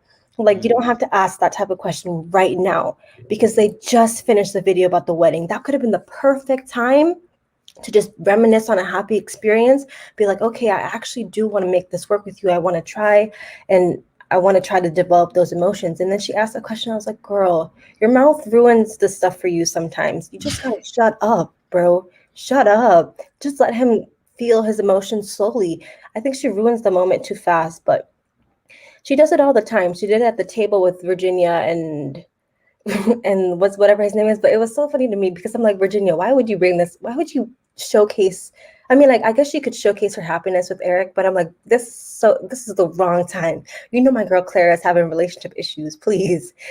But I don't know, man. I think there's hope for them. I think there's hope for them. I think eventually, if Clara just tones down a bit on the questions about sexuality and about having sex and stuff, it'll be fine. But yeah, that's all I have for them. Thank you very much. Who hasn't spoken? Listen, I lose track of whenever I'm in these conversations, you know. Who hasn't spoken? Adjoa, talk to us. Sorry. Okay, so I think I saw something different too. I saw what Kristen saw. To me, I feel like there is something there, of course. And I've met people where they're so hard to read, but usually I can catch like little glimpse of something going on. He is just so buttoned up, so tight. Like I feel like he's about to burst any second. Like it's like he's holding his breath on life. And I'm just like, what is really going on with you? Like, what is it? And I just keep swinging on this pendulum of like, is he gay? And then I'm like, maybe not. I don't know. But with this episode, I saw him softening up. I saw him soften up to her. He made a joke when they were sitting there. He's like, I'm trying to be funny. And Ryan's never made a joke. So I was like, oh, okay, this is working. And then when they were watching the video, when they were in the backyard, I could tell he was getting emotional. I could tell his heart was beating very fast. Like you could tell his body was reactive to what he was watching in a way that was almost like nostalgic. And so for me, I think there's some level of like sentiment there, like there's something there. I think he is falling in love with her. I think he's falling in love with her. And I think that probably freaks him out even more than anything else. And I think that Clara is actually self-sabotaging because if she could chill a little bit, he probably would get to where she wants him to get to a little faster. But because trust and being comfortable is such a big thing for him, everything he does that makes him uncomfortable moves him like a few steps back. But I do think that he is falling in love with her. When she was getting emotional, he wasn't even looking at her, but he felt it enough to lean over and give her a kiss. That was so soft and so delicate. At the backyard, Shanae. At the backyard when they were watching the movie. When they were watching their wedding video. Oh, that's why I didn't get to that part. I didn't finish the rest of it. Oh, okay. That makes sense. Yeah. Wow, Coach. They actually kissed? I fell asleep. I told you. Wow. Yeah, I didn't see that either. Maybe I had a sleep. No, they didn't kiss, but they could have. He kissed her on the forehead, like right here. So she's watching. So she's watching, and the moment comes up, and she gets a little emotional. And my thing is, he was connected enough to feel the emotion because it wasn't like boo-hoo. He was connected enough to feel the emotion, and he literally leaned over. It was a really sweet moment. He leaned over and just gave her. His lips touched her for real? For real. Kissed her forehead. Okay. Yeah, I didn't see either, Shanae. I'm looking confused. I know I was dozing through the whole thing. No, I saw it. I saw it because I was like, what? And it was and it confirmed what I was feeling because I could tell he was swallowing a lot. He like I was watching his body language. His body language was a lot more relaxed. He was swallowing a lot. Even in the uncomfortable silences, you could tell like it was like he was holding on to something, like there's something in him that wants to come out that he's holding on to. That just he was just so tight. Even though he was still relaxed in his spirit, you could still tell his body was tight. So I was reading his body language, and for me, I feel like he is softening up, and I do feel like he is falling in love with her. Because as structured as Ryan is, there's no way that backyard would have been turned. Like he wanted to put her artwork in the garage. Okay, put it in the garage means that you may not even be a permanent addition to my home. And now she's coming in and moving in, changing. And she was really dictating what's going to happen in the home. And other than the furniture, I could tell a little resistance with the furniture when she was talking about the furniture. I think I could tell my brother was like, huh, what, you want to change my furniture too? But I think this is what he wants. He wants a partner. He wants someone in his home. He wants someone who is going to bring a balance to him.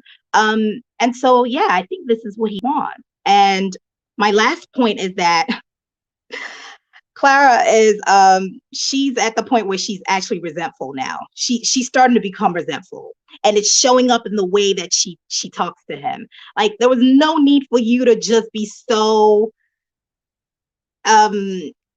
like just come in his home and just take it over the way that she did. But it's because she's starting to become resentful, and so the things that she wouldn't have said earlier, she's saying now, and it's kind of cringy to watch, but yeah, she's starting to become resentful. And last thing, I'm sorry, I'm gonna make this quick. The last point is when she said that Ryan is behaving like a man who loves his wife. That was so telling to me. That was so telling to me because for me, I think sometimes we do miss the fact that behavior, love is an action word too. It's not just say I love someone, right? Love is an action word, and sometimes for some people, yes, it's important to say the word as well. But if you are starting to feel safe in someone's love without them even telling you, you're going to be able to read that, okay, I am in a safe place, and this is someone who I can lean my head on. But she's resentful because of the sex, not because of the love, because she's on fire, she's burning. But yeah, that's it. I hear that. Candice. So I thought I saw a level of commitment when they were moving in together. So I was like, okay, this might go somewhere. I'm not against what are their names? Oh my gosh. Ryan and Clara. I'm not against them. I just think that they are butting heads right now because they're not paying attention to what the other one needs. I feel like if like they seem bored with each other to me. And I'm bored with them too. I can't remember their name at the time, but they can't joke with each other. They can't laugh. Like they're not having fun. It's just not a happy relationship. And I think Clara is jealous of the other ladies now. She's saying that they're, we saw Virginia and Eric at the lunch they had, like they were all lovey-dovey. And she's like, well, I wish, but she's not getting anything from Ryan. I feel like Ryan is a performer. And I think that comes from him being in church. I don't think he's gay. I just think that he doesn't want to disappoint people from his church. I think that his dad is watching, his family's watching, his church people are watching, and he's not going to do anything that's going to make them think that he's, not an honorable man. So, but in the meantime, he's making Clara feel like she's rejected and he doesn't like her at all. So in order for them to work, he's going to have to, if you're not going to have sex with her, that's fair. But you're going to have to show some kind of level of intimacy for her. Like you're going to have to pump up the physical intimacy in some way so that she knows that you actually do desire her. Because right now she thinks you don't like her at all. And she's going to have to back up on him because she's like chopping off her foot with this one. Like you keep pushing him and you're pushing him away. You think you're getting irritated and it might make him change his mind, I guess. I don't know. But you're just pushing him away. So they both got to give a little bit or this ain't going to work. I'm hearing that. Real spit. Machiavelli. Yeah. So this is the thing, building on what Candice was saying in terms of the church thing. I think Ryan is obsessed with perfection. And when you see that when he's on the date with the pottery, right? And Clara's there having a good old time with her pottery, and he's there like, oh no, I need to level it, I need to do this. And it's like, it's not that deep, my guy. And he says, oh, I'll drink out of it if it's perfect. And she was just like, I'll drink out of it anyway. And then he caught himself, he was like, yeah, I'll drink out of it anyway. Probably not, but anyway. And so then when they were on this date in the garden, they were meant to be looking into each other's eyes, romantic, and he said something about something was off in their garden, and he couldn't concentrate because that thing was off. I know you guys, maybe some of you guys didn't see that scene, but for those that did, I don't know if you remember when he interrupted the whole date to say something was off in the background and it was bothering him. So I found that really interesting. And I know Layla said earlier that he said he wants, or maybe he wants peace. What came to mind is, does he want peace, or does he just want quiet? Because at times it looks like he doesn't want to be disturbed, and he just does things out of obligation, which is why Clara probably said, listen, I want it to be out of romance. Please don't just do things for doing its sake, but actually have the heart to do it, which is interesting. I also think in terms of his identity, I think he's still struggling. I remember him saying, I think he was the only Black family in his neighborhood growing up. So maybe he's never really been that comfortable in being himself fully and actually showing himself. And potentially he's just prioritized fitting in. So I don't know if he fully knows what he wants, or he's still learning himself. There's that. But when it comes to the sexuality, I don't think he's asexual. I think he might be a sapiosexual. Because if you actually look at him in terms of what he's done over the time we've been watching him, and even his vows, right, they were quite deep. And I don't know if you guys remember, he was the one who suggested that they blindfold, and that she'd be blindfolded even to the last moment, because he wanted them to share that moment together. He thought that would be a really good idea. And then remember when he takes her out to the donut date, and he tries to start this really deep convo, and she's like, oh, I feel like I came to a motivational speech. And she's just not really into it. She's like, listen, sex doesn't take all that. I don't need to have a deep, stimulating conversation. Let's just have sex. And I think he doesn't necessarily know how to articulate that, which is why he says, oh, I need the deep emotions. But it's like, Ryan, how deep do these emotions need to be when you say you're not a virgin, but you've also never been in love? Make it make sense. Like, no, you don't need deep emotions if you're having sex without being in love. You don't. But I think potentially the sapiosexual thing might be important here. And, we've dealt with the fact that he likes to cover things, when we looked at his cupboard situation and the drawer situation. And I think when it comes to the sex, right, maybe he's thinking, if I can't perform well, I don't want to do it at all. And so maybe for him, abstinence is better than dissatisfaction. Because again, when you're a perfectionist, you don't want to have sex with someone and they'd be like, that was horrible. Because Clara's not keeping that to herself, right? That's going to be broadcasted absolutely everywhere. So I think maybe he has that fear as well in his mind that, man, if I do this thing without really being in it, and it goes wrong, that is going to blow up for me, and I really can't hack that. So I think he might be overthinking it himself as to why they're not having sex. And with Clara, I think for her, she just doesn't have any self-discipline. She's got too many clothes, too many things. Her dog has too many things. She's falling in love with everyone. She's had the church burnout. She can't stop speaking. She just doesn't have limits. She doesn't have boundaries. And it's like, sis, when do you know to stop? And she just reminds me of like a sieve, right? And when you have a sieve, it can never fill. No matter how much you pour into it, no matter how much you give, it just can't fill. And so that's what comes to mind when I think of Clara, that, all of her efforts kind of go to waste because she doesn't have the discernment to know how to give. And I hope she figures that out so that she won't be passive aggressive, slowly getting into aggressive. That was heavy. That was tasty. I like it. Later, you've unplugged it. I have a quick question. Yeah, perfect. Yeah. Just real quick. So I get Max saying that he's possibly a sapiosexual, but being a sapiosexual, does that mean it's only intelligence that will get you going, or that just enhances the experience? Because he's off, no one's home, lights are off, he's not even tempted. So that's the confusion for me. Like, Max, yeah, I'm hearing you and I'm agreeing with you, but I'm just like, really nothing? But then that's what makes us think, what else is going on? Is he really feeling her? Because, I mean, yes, they haven't had the opportunity to have deep conversations. True. But we've only seen the stuff they've done on camera. So I don't know. I guess I am still puzzled at the end of the day. But yeah, good observation. Okay. I'm gonna move it on. I know you want to add, but I'm gonna move it on because of time. We've got two last couples. Okay. We have Eric and Virginia. Eric and Virginia. Yes. They are quite interesting. I think obviously it has some really good conversations. Somebody doesn't want to move in somebody else's house. Someone said they got too many dogs. People don't know what compromise is. People want to move into the hangar at the airport. So guys, what's our thoughts on Eric and Virginia? Layla, do you know what? Because you opened your mic for that last one, I'll let you go in it. I guess I'm giving you time. You can even link you can link Clara and Ryan and link it into Eric and Virginia if you want. Why, thank you. That's very gracious of you. No worries. I want to move on. So, yeah, that I just wanted to ask a question because Max said something about how he can't articulate possibly. I was wondering, because the Ryan that we met that was so sort of like thoughtful and intentional with his words and so probing was Ryan on the written page.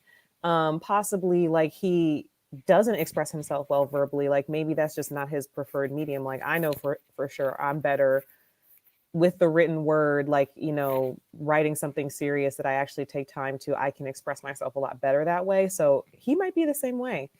But either way, with Eric and Virginia, you know, to me, a red flag does not have to wave every single day in your face for it to still be there. The things that I saw in Eric are still present. They're not as fully like articulated in this episode, but the tendencies are still there. Like when he was saying that, like, if she doesn't want to move into my space, that's like saying she doesn't want me. I was like, is that really what that's saying? Because I really think she's being very clear in what she's saying. And the fact that you're sort of transferring her feelings about, you know, your home, which is, you know, you don't have to call it a bachelor pad if he's not comfortable with that term, but it's very sterile, very male, very kind of the opposite of Virginia's personality. And she brought up several practical concerns. So it's like, as she's listing out all these number of reasons, why are you taking it as all of these personal indictments and personal attacks? I mean, you guys have been in a relationship for a month. Let's keep it real. That's why he doesn't want to sell his place and get a new one right away. I was like, Virginia, don't play yourself. This short amount of time that it takes to sell his condo won't even start for like another 8 months. He won't even start thinking about listing it for almost a year, because at the end of the day, when you've invested in a home, you're not necessarily just like, I really like this girl I met 24 days ago, I'm going to put my house on the market. No, absolutely not. But that doesn't mean that there's no middle ground. Why can't you alternate weeks or alternate months until the place is sold? Because he's saying like, or until her lease runs out? You know what I mean? She's renting. It doesn't mean that she can just break her lease. He's like, well, I purchased my home. And then he mansplains what a mortgage is to her. And it was kind of like, yeah, she's also paying rent. And if she breaks her lease, that's going to be a huge penalty. So at the end of the day, while yours is a mortgage and hers is rent, until her lease is up, you're in the same situation. Either way, you're putting out for two things. Now, it may be easier to sublet her place than his, but they're not even at that point in the conversation where he's even entertaining her valid concerns.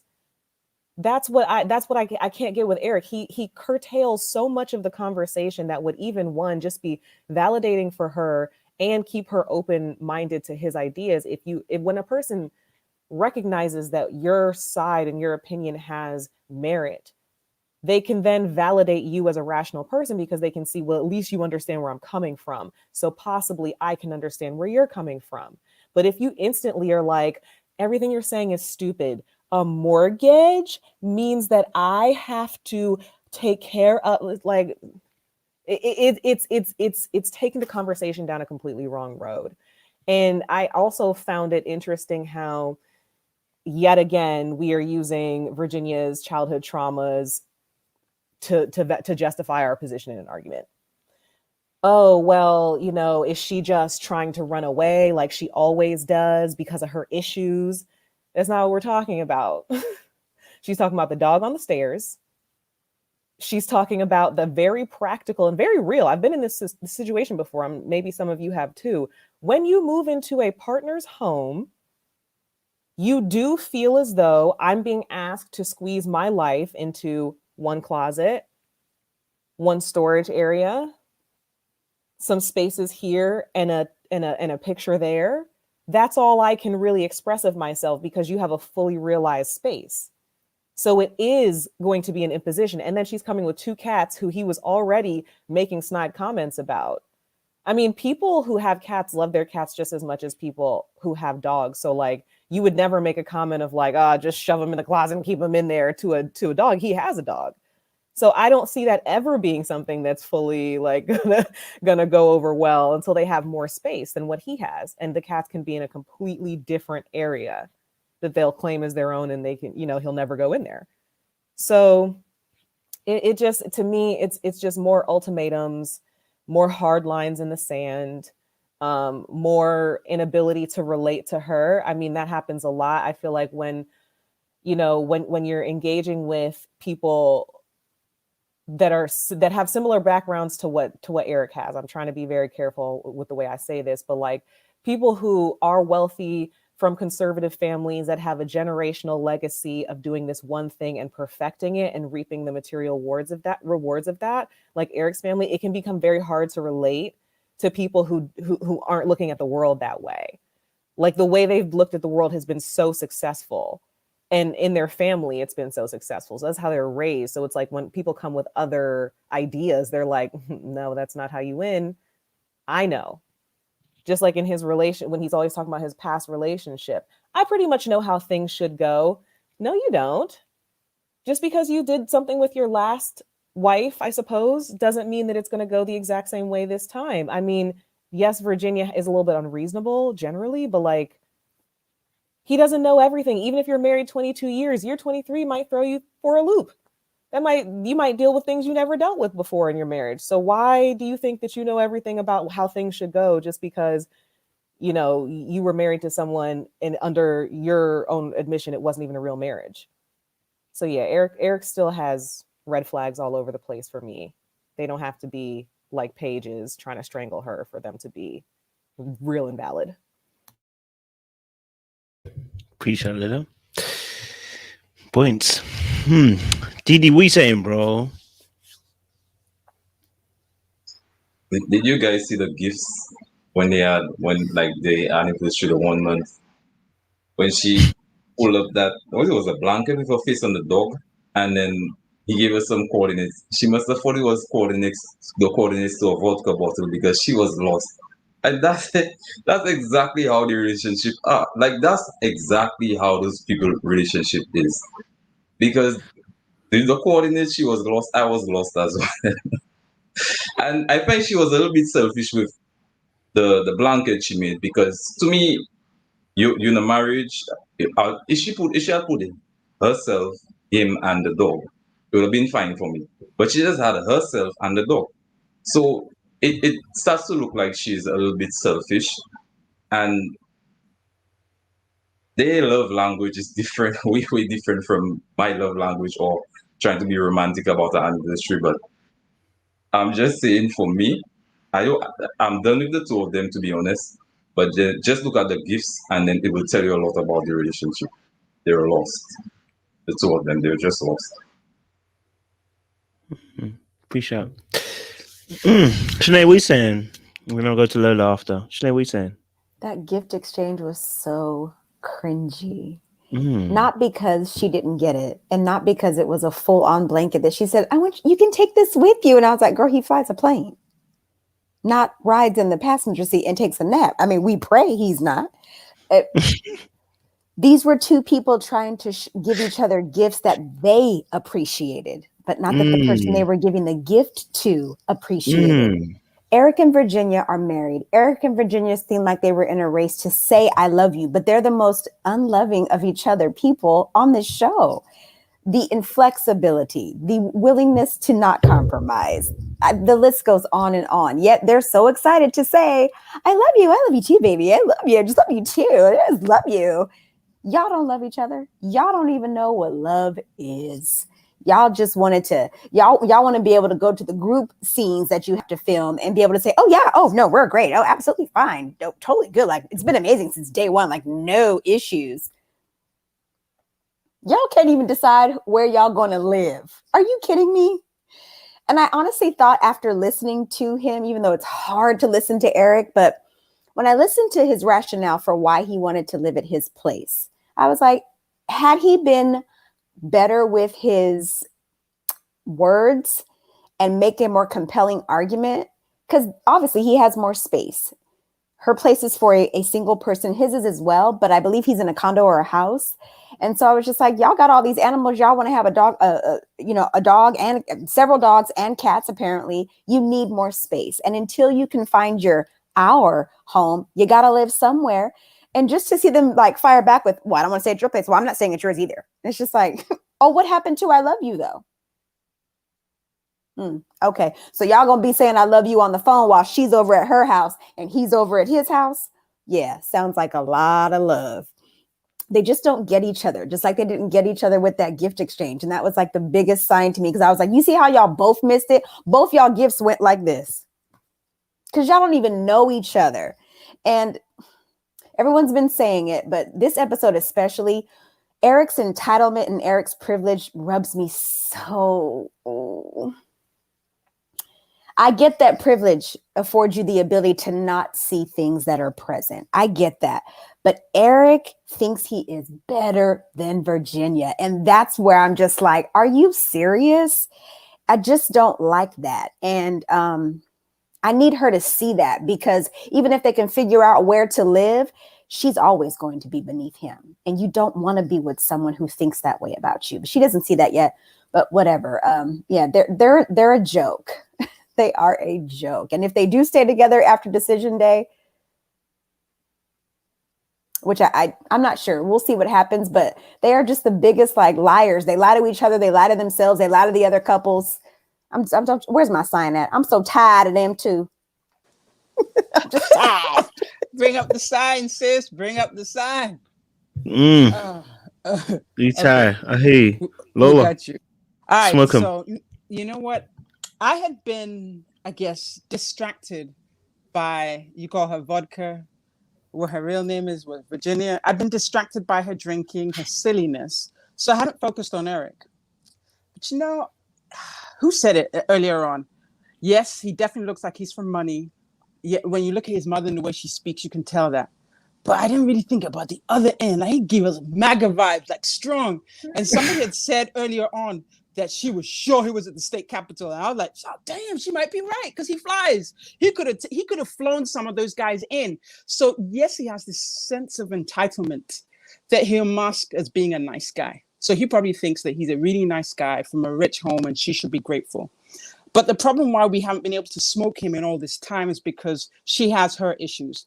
Now, this question of what they should do after the 8 weeks, I get what he's saying. Like, you're renting, I have a house. Like, until we find something, let's stay at my place. One, he has more space. Two, her spot's not going to work. We know this already. And he's going to pay a mortgage on that anyway. So I get what he was saying. But of course, he's grown up a certain way. So you don't question how he presents himself. You're meant to agree, particularly because she's much younger and she doesn't know any better. Either if that's true or not, that's still, debatable. But she's presented herself in such a way that he does believe that he knows better, and so he's in charge. So she's going to have to really grab, like, if they stay together, she's going to have to grow enough to prove to herself and to him that, you know what, we're equals. Because I don't think she's ready to be subordinate in that marriage. So she's going to have to play her role to prove to him that they are equals. Otherwise, she's going to be playing like the little kid throughout the rest of that relationship. But when I look at her, yeah, I just get spoiled. I know she had some childhood trauma. Her parents were Crimea River. Everyone's had some stuff as a kid. But at this point, she's just spoiled. And it just makes me think again, and it sounds almost, well, you can't do reverse racism, but just so much less is expected of them. You don't have to be much to get something with our vanilla sisters. And that's just kind of sad, because she really doesn't seem that realistic. She hasn't needed to be that realistic. She's been able to keep running. She's been able to live her life, sleep on people's couches without being labeled. So at this point, I guess I've just been distracted by the lack of character in her. But you know what? The two of them, something wrong with them, so they might actually work out. Who knows, because she is spoiled enough to feel entitled enough to actually fight him for a position. And that's what might make it work. But you know what? I'm not. Like when he gave her that gift of the GPS coordinates, I could hear crickets because I was confused. Like, so latitude to where, like, what happened? What do you want me to do with this? Frame it? Like, it means nothing. Oh, God. Yeah. I'm not impressed. So, yeah. They need to stay together, but it's only this week that the MAGA vibes just kind of came in. I'm getting them now, and I'm sure he flew some of those people to the state capitol. That's what I got from him. So let me hear what someone else has to say. Candice, talk to me, man. What are you saying? So I'll first say I think Virginia needs to keep her house because as much as Eric threatens her with kicking her out the house, she needs to have a backup. Like, she might need to keep that little house on standby because he's going to kick her out every time he gets mad at her. But I also feel like they trigger each other with their previous situations. Like, Eric is controlling because he's trying to make sure that she doesn't basically cheat on him. You know what I'm saying? So he's going to try to control whatever he can. But with her history, with her family and the parents breaking up and stuff, she's like, I'm not going to have somebody control me. I'm not going to be at somebody's whim where I can't take care of myself. Like, I'm not going to just do whatever you tell me to do. And in the midst of them, like, trying to protect themselves, they're not protecting each other. And it's like they're fighting each other. And it's like, you can't fight in a marriage. You're on the same team. But until they recognize that, I think that they'll try to make it. I don't know how long it'll last. But that's all I got for them. So. Nah, that was a short and swift one, isn't it? I hear you. Ad, what are you saying? Okay, so I actually think Virginia is a lot more emotionally into it than Eric. I feel like Eric is a spoiled rich brat, a little spoiled rich brat who is trying to follow his father's footsteps to prove he's a man, and he's trying to check every box that his father's checked. And the next one is to get a wife and to get some kids.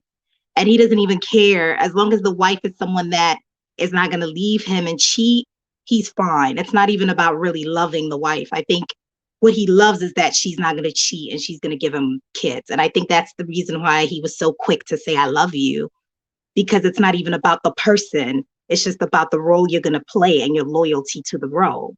And that's just it with Eric. And with Virginia, I actually like her stance. And that's because she doesn't trust Eric. She does not trust that Eric will keep her heart safe. And she is right.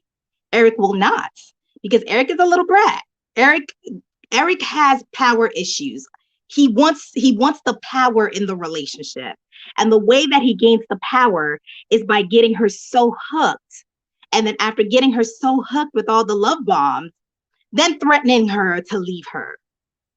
Because now you're so hooked that if I'm to leave you, you're going to want to suck up and just do what I want you to do.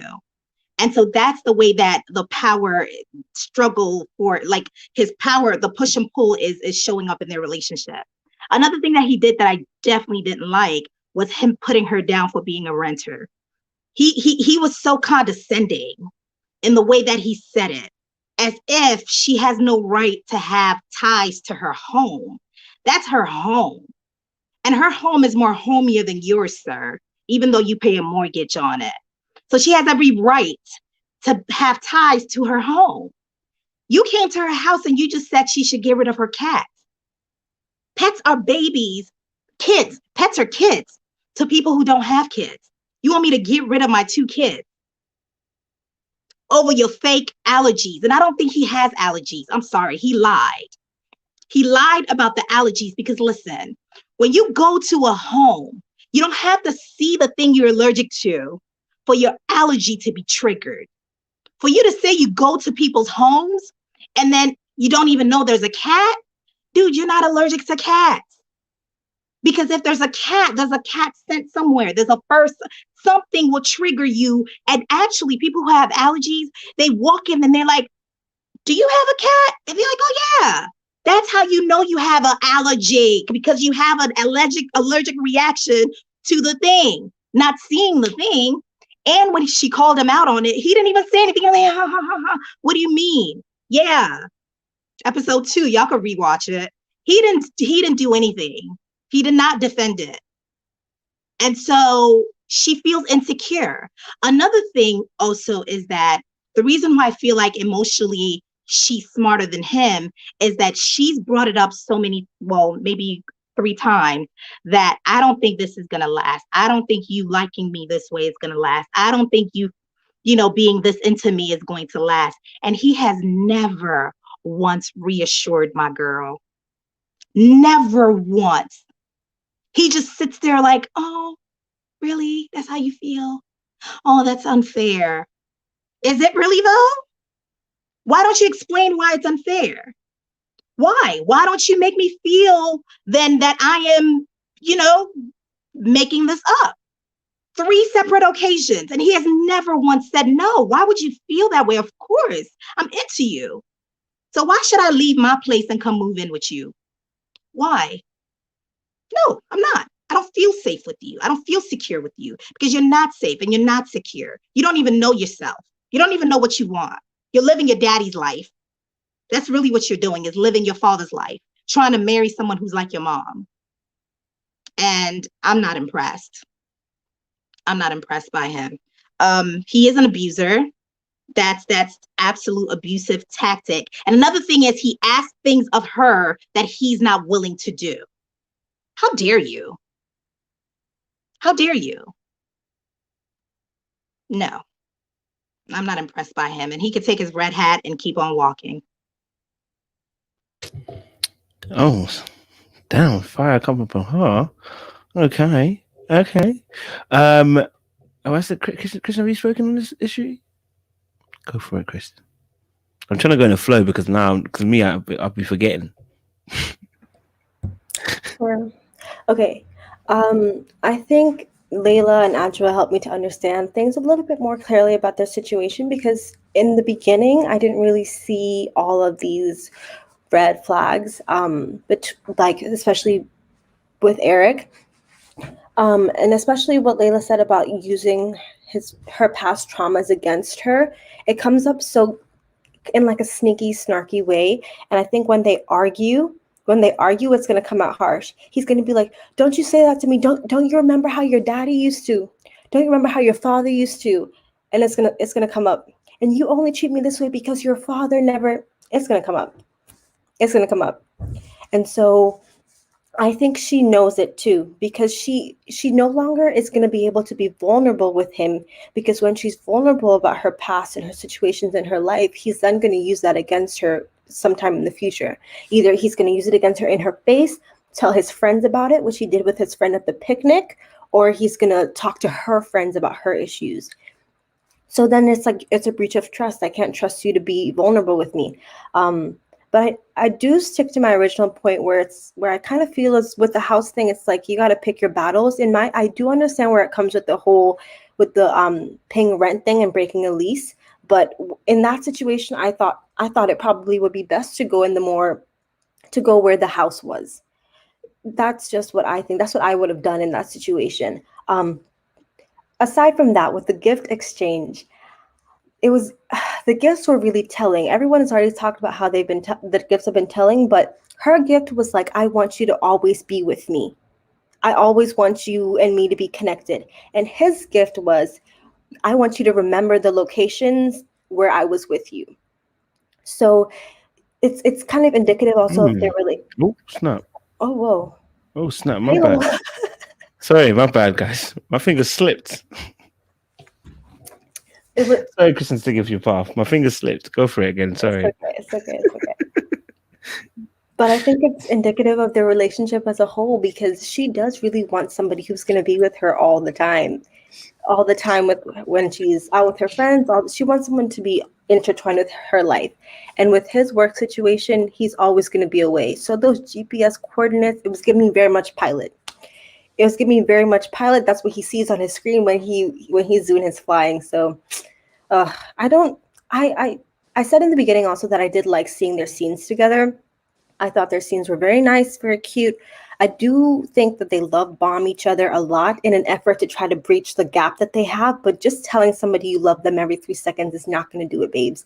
You got to have a conversation about what exactly is separating you two. But I think eventually they're going to figure it out. I think Virginia's going to end up doing a lot of compromise to keep their relationship. But how do I say this nicely? A lot of women will do that. They'll just decide to just compromise and let their husband do all the work and just fit in nicely. And even though it may hurt her in the beginning and she might not like it, I think she's just going to do it. So yeah, she has a fighting spirit, but I think he's going to win the battle that they're having. But I do think with the way that they love each other and the way that they're trying a little bit, it's going to work. It's going to work. And the way that they're so confident about their relationship in front of other people, yeah, they love that. They love that they can brag about their relationship with everybody else. Yeah, they love that. They're going to work and they're going to keep doing what they're doing. But yeah. Appreciate it. Max, last voice on oh boy, Eric and Virginia going to bring Vincent. Mm-hmm. Yeah, I mean, I agree with what's been said in terms of the superiority and how condescending Eric is. I also think they're superficial as well when you see them like ranking themselves against the other couples and telling the other couples, oh, we're doing so well. And it's like, oh, guys, please. But I think for Eric, Virginia is a means to an end. For him, I think he sees her, he sees kids, he sees legacy. And the same way, I think it was Adjoa mentioned that he copies his dad. I think he wants kids to copy him. And I think it's literally just a way to get it done. And I think because he's so entitled, he doesn't see a need for compromise from his side. I think most of the things he does are just for himself. Like when he took her flying, it was for himself. I don't know if you guys deeped what he said when he was like, this is really big for me and my family. It's like, oh, okay. Like, what about Virginia? Like, for me, it wasn't a romantic gesture. It wasn't caring. It was back to him. When he bought her the gift with the coordinates, he bought himself a gift for me. When I saw that, I was like, she doesn't even get it. She doesn't even understand what that means. So again, just for himself. See, when I saw Virginia's gift, I feel like she said, listen, it's a joke. It was a bit of a joke. It's so that you can take us with you when you go. So I didn't take it as that deep, but she also bought him the vouchers for the favors, and I think it's indicative of the fact that she works for his love. I don't know if you guys have noticed over the few weeks she's been saying, I cleaned the house, you asked me to text you, I text you, and she's constantly scared of him falling out of love with her. But that kind of burden is too much. It's too much to continue to work to stay relevant and stay and keep someone in love with you, and it's technically impossible.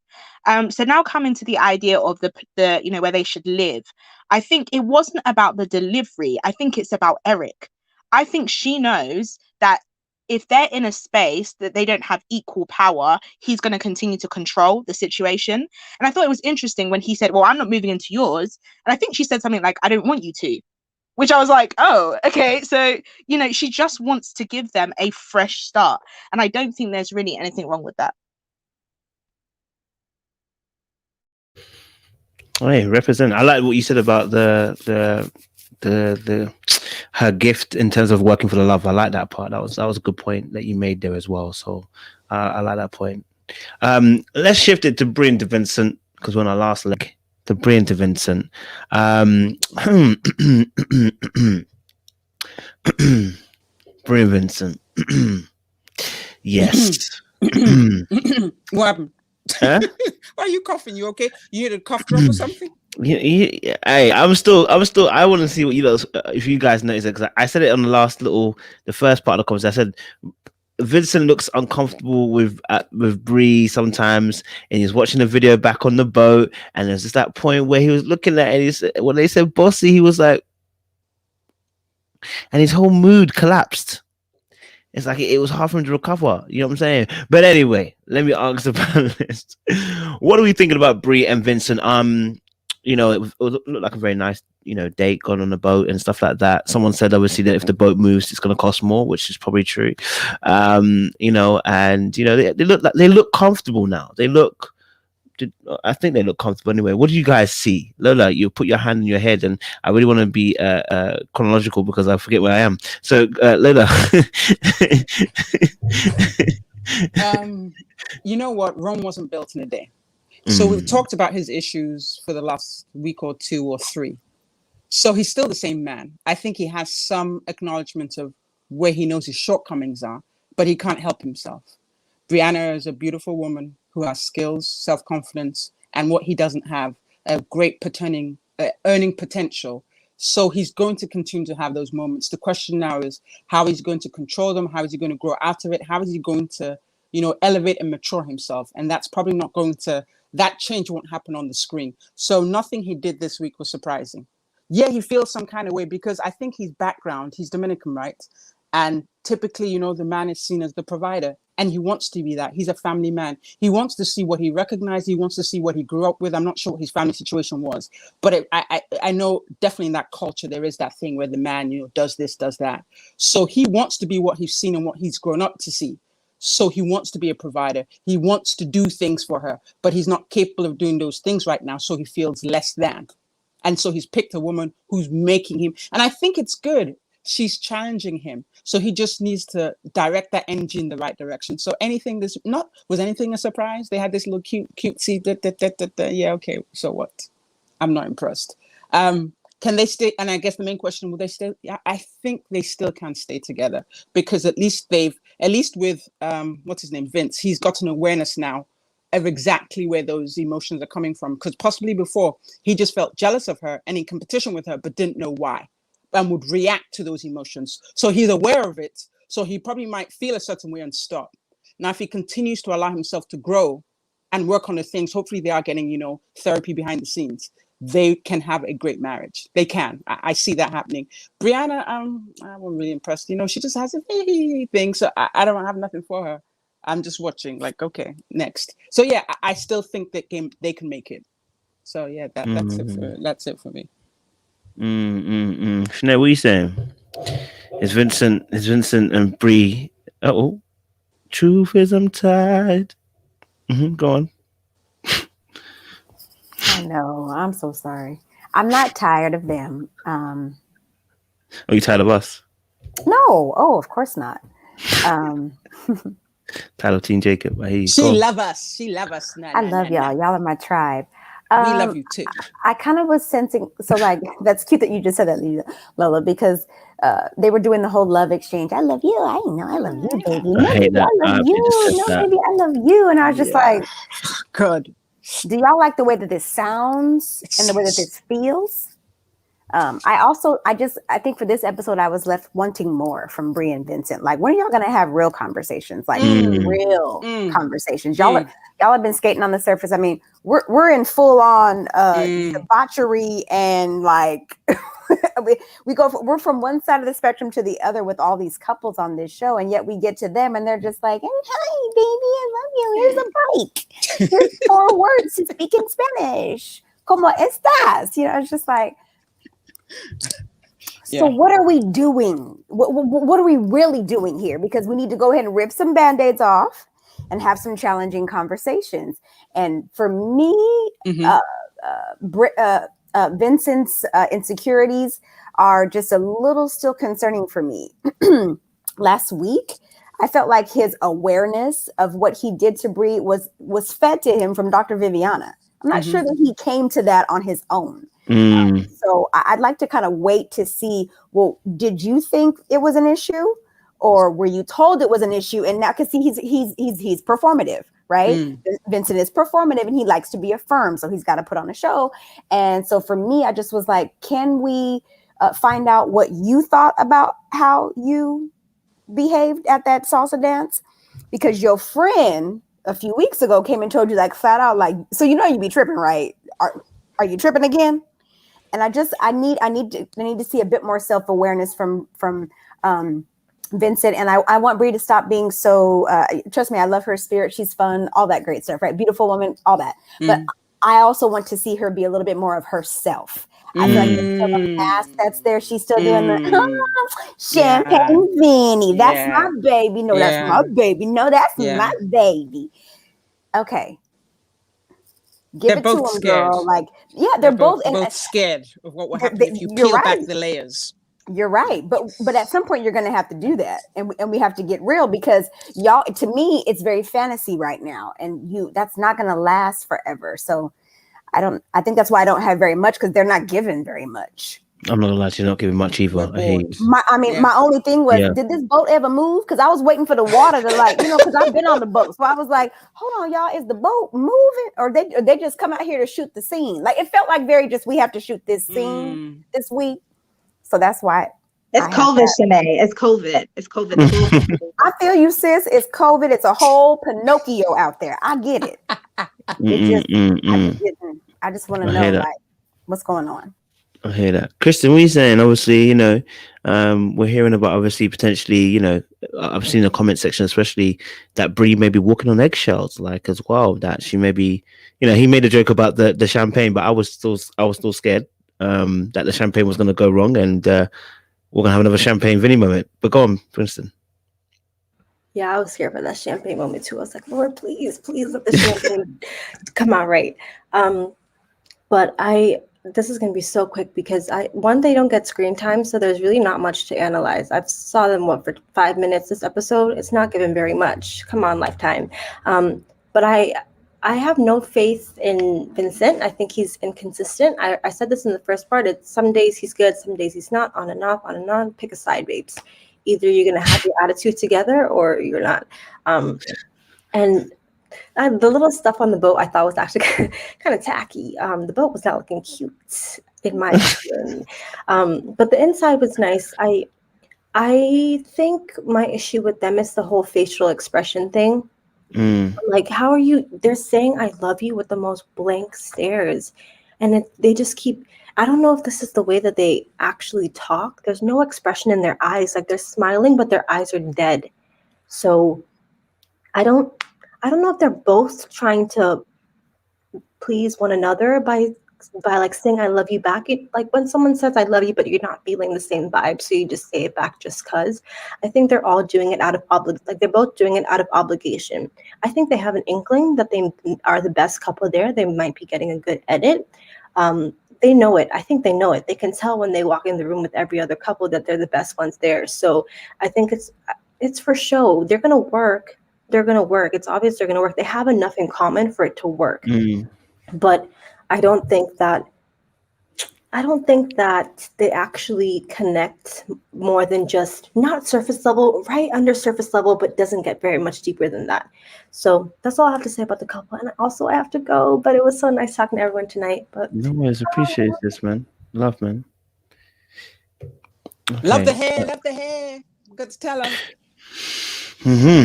Max, what are you telling me? She done messed up my order, and I don't know who's going next. It's all right. I'll go. Champagne Vinny. Vincent. For me, I feel like he doesn't let things go. It's like he hoards trauma. So I feel like he's holding onto things from years and years and years ago. Like, do you know what's crazy? He's taking Brianna out for this beautiful thing, right? They're celebrating their engagement, their 1 month anniversary. He takes out the champagne bottle and then he makes a statement referring to the last time. I'm like, Vinny, will you let it go? Will you let it go? Or every time you drink champagne, we'll hear this story again. I don't understand. Like, it just seems like he's not able to move on. And I think that is something that will just hold them back. Because I think Brianna, she's being really chipper. She's really being really upbeat and really sweet. But, she's scared. You know what she said to the girls? Listen, I am a bit apprehensive, because she doesn't really know what she can and can't do, right? Because sometimes he just, like a bomb, just kind of just goes off without any real warning. So I feel like, it's that self work that he needs to get done, because all the validation in the world cannot help someone who does not feel good enough.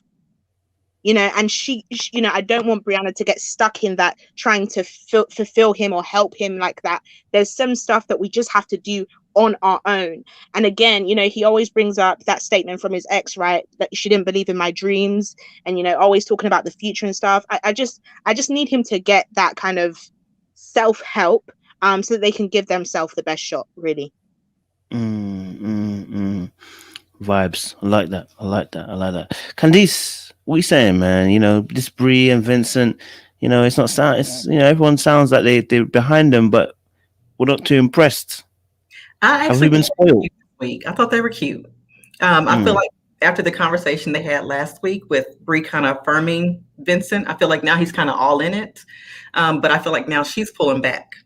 I know people say she's bossy, but I kind of see her as, yes, she has some bossy moments, but I feel more anxiety with her.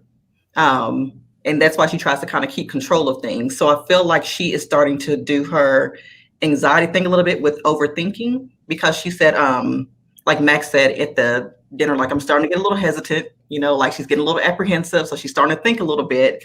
And then at the dinner, he was like, do you feel married? And she was like, well, marriage feels like an obligation to me.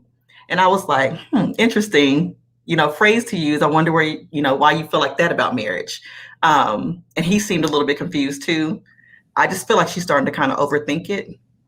I feel like if they calm down, I think they are a good match. I see why they're together. If they can value each other's differences, I feel that like he's a dreamer. And I think that's great. I love dreamers, but sometimes you need somebody to kind of keep you on level ground at times and give you like a plan instead of just jumping out there and trying anything. So I think that she can give that to him. She can help him kind of land on solid ground for a little bit. And then I think that he can loosen her up possibly if he doesn't get offended by everything she does. Because he might just be able to help her with her anxiety a little bit with just going with the flow. Like, we can't control everything, just go with the flow, so hopefully they can get to that point. I think they're going to make it. They need to value each other's differences. I'm hearing that. Ash, what are you saying? It's interesting. So, I think they're going to make it, but I don't think they're going to, no, I think they're going to stay together. I don't think they're going to make it. And I think that's the difference. I think they're going to stay together because they are infatuated with their brand, which is their look, the image. They're infatuated with each other, right? Because they look good together. And I think there's an aspect of that that's like, okay, we look good together and we sort of kind of work. So I want to hold on to that. And I think they're just lost in that. They're not really digging deep enough because they're scared of what they're going to find once they dig deep. Because the outside looks so good. So why can't we just ride this until, the wheels fall off? And that's really what's going on. Vincent is just unstable. I think he has hurts from his childhood. Like, he's still not over that. I am sensing daddyless son. Like, he is yearning for his father. His father wasn't there.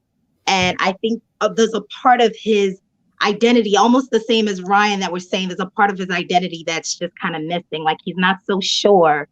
He's not so comfortable in his manhood. And as much as he's trying to perform, as I think Candace said, as much as he's trying to perform this manly duty, he's still very unsure.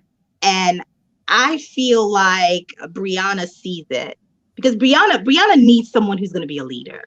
Okay. And that's the reason why she can't be her true self, because that's not the capacity that can hold her. So she has to tame it down a little bit just so that she's palatable to Vincent. And that's really what she's doing. She's kind of taming it down a little bit so that they can work, because she likes the look. She likes it. Aesthetic. Yeah, she likes the aesthetics of it. And honestly, a lot of people are in love with them because of that. But it's a huge red flag. They haven't had any deep conversations. Brianna looks uncomfortable, mad uncomfortable when she says, I love you. Like, she looks uncomfortable. Like, I love you too. Like, you don't have to say it. You don't have to say it back. Like, don't. Right. And so to me, it's just, it's disturbing. It's really disturbing. Another thing is that I think they're both delusional, and because they're building this delusional relationship of like, I mean, I don't think they're delusional as like a mental condition. I just think that they're building a delusional relationship because they're not going deep. Like they're not putting a lot of depth into the foundation of the relationship. So the foundation of the relationship is based off of this imaginary, like, delusional relationship, and it's gonna crumble once life hits them. Brianna says, "Oh my God, if it's worked this well for a month, then I just don't see us I don't foresee us having any problems." How is that? How? This man is over here doing, like, I don't know, emotional jumping jacks. One time he's up, one time he's down. Like, you don't foresee problems with that just because he said, "I'm sorry"? No, you have to be aware enough to know that this is a ticking bomb waiting to blow up. So for me, I'm worried. I'm worried for the both of them. But I'm also worried for Brianna because she came in with so much light. I think Vincent knew something was off with himself already, but Brianna came in with so much light and so much energy to try to, like, so much greenness and so much freshness. And if this does not work, it's going to make her a bit bitter, and a little bit kind of jaded. And, I feel for that because Vincent is jaded. From the last relationship, the fact that he keeps bringing this up, he's jaded. And yeah, he's jaded because he keeps saying it. He keeps saying, "And my ex never supported me, and my ex never supported me." Okay, well, your ex ain't here. Like, why are we still talking about this? And last point, he treats her like like one of his customers. Like, he's selling himself to her. And because what is he, a car broker? Yeah. He's brokering himself to her. And yeah. Yeah. Okay. Like that. Didi, what are you telling me, bud? Are the ladies going a bit too hard on my boy Vincent? The ladies said it all, but I'll just give them a little credit. For I like this scene in the romantic, the dinner. I'll give them a little credit on that because to me they are the best scene when it comes to you celebrating an anniversary. And the ladies said it all. But if he just gets past his little sensitivity, because he's a little too sensitive, and she gets past a little nitpicking, and I think she's a little controlling a bit. But if they can get past that, the two of them can work. But let's just remember that they've only been together for a month. So it's in time. They will get to probably learn each other better, develop better communication skills. It's just a month. So let's just give them some time, but I think they'll work out. But the lady said it best tonight about the two of them. I can't add anything more about it. I hear that. Layla, what are you saying, man? Track star, what are you telling me? To be honest, I think they have one of those types of relationships where it'll work as long as they are both equally invested in the things that make it worth it to the other person. So as long as Vincent can keep pulling out these, sweet gestures, these thoughtful gestures, as long as he can keep being sort of, Brianna mentioned that he was kind of like emotionally in tune to her and kind of just came and gave her a hug when she was getting frustrated at work and then sort of backed off and left her alone. If he can keep doing those things that she's never had before, then as long as she can be appreciative of those things, this relationship can work. Because I don't remember if it was Candace or Adwoa who said that she needs a leader. I think she wants a leader, but I don't know that a leader would take all of the nitpicks. I mean, there was a time when she told him to do this, do that, and then when you're done, clean up your beard. I was like, yeah, that's gonna get old real quick. So I mean, I think if Vincent's ego can handle her telling him ways to improve, they could be a very dynamic couple because he's a dreamer, he has that creativity, he has that vision, and she knows how to actually get things done, which is something that he may be lacking. So if he has it in him to take advice from a person who is very organized and structured and disciplined, then he could probably actually make it to that lifestyle that he's promising her. Will she want to? because, as was mentioned, she wants a leader. Does she want to have to explain to somebody how to do things? Is it going to be annoying to her that she has to do it? That's what I'm saying. It's like, as long as they can each stay appreciative of each other and stay doing hard work for each other, because, you know, these things are work to pull off, the things that Vincent is doing at the end of the day. They can keep being like that, then this will work that long. I mean, but at the end of the day, in reality, people get tired. Straight up. I hear you on that, guys. I hear you on that. I think it's quite interesting, obviously, Brie, Vincent. I think they are. I think they'll. I'm sure they'll make it. I don't have no qualms about them making it. It's always about what happens after the show, isn't it? Really. And so hopefully, if he can work a little bit more on being a little bit less sensitive, and she can work a little bit more about rounding off the edges in terms of some of the comments that she makes, then you know what? Like I said, I think they stand a great chance. I do believe, though, at the moment, I think guys are making good points. Is very surface level, very, and I don't believe when they tell me they love each other. I'm like, sounds like you lot love each other's good looks, rather than actually love each other's hearts at the moment. You know what I mean? I'm not saying that, you know, they don't care for one another. I just think it's a bit aesthetic-y right at the moment. And I think also as well, unless Brie is naive, you are definitely thinking these blow-ups are a bit mad. Like, there is no way you're not there's no way you're not double thinking. It's happened more than once. So there's no way you're not going to overthink situations when, for instance, I'm overthinking it. You're popping a bottle and I'm already thinking, I hope this is not a moment. Like, I did this last week and I'm doing it this week. So I'm thinking about those things. I'm like, and I'm not even in the relationship. Do you know what I mean? Because I've seen you blow up over little things. As much as I said last time, obviously I can understand why, but you've shown me that you can blow up over little things. So in that regard, I'm scared that, and I'm not sure what the pattern is, because you actually fully haven't explained what triggers you.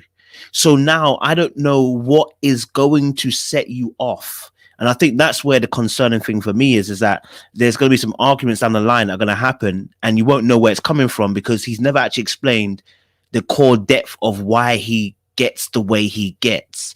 He's explained the feelings, but maybe not explained like what's the detonation button, like what's pressing the button for you. And I think if they can get to that point and explain that, then I think that'll be a powerful moment for them both, and them to grow and stuff like that. But I have hope for them. They'll make it. I don't believe they won't make it at all. Okay, cool. Let me get everybody's roundups. Because we're at the end of the show, guys. We've reached the end. We're at the 4-hour mark. You know what? Every time I think about it, I think to myself, you guys got stamina.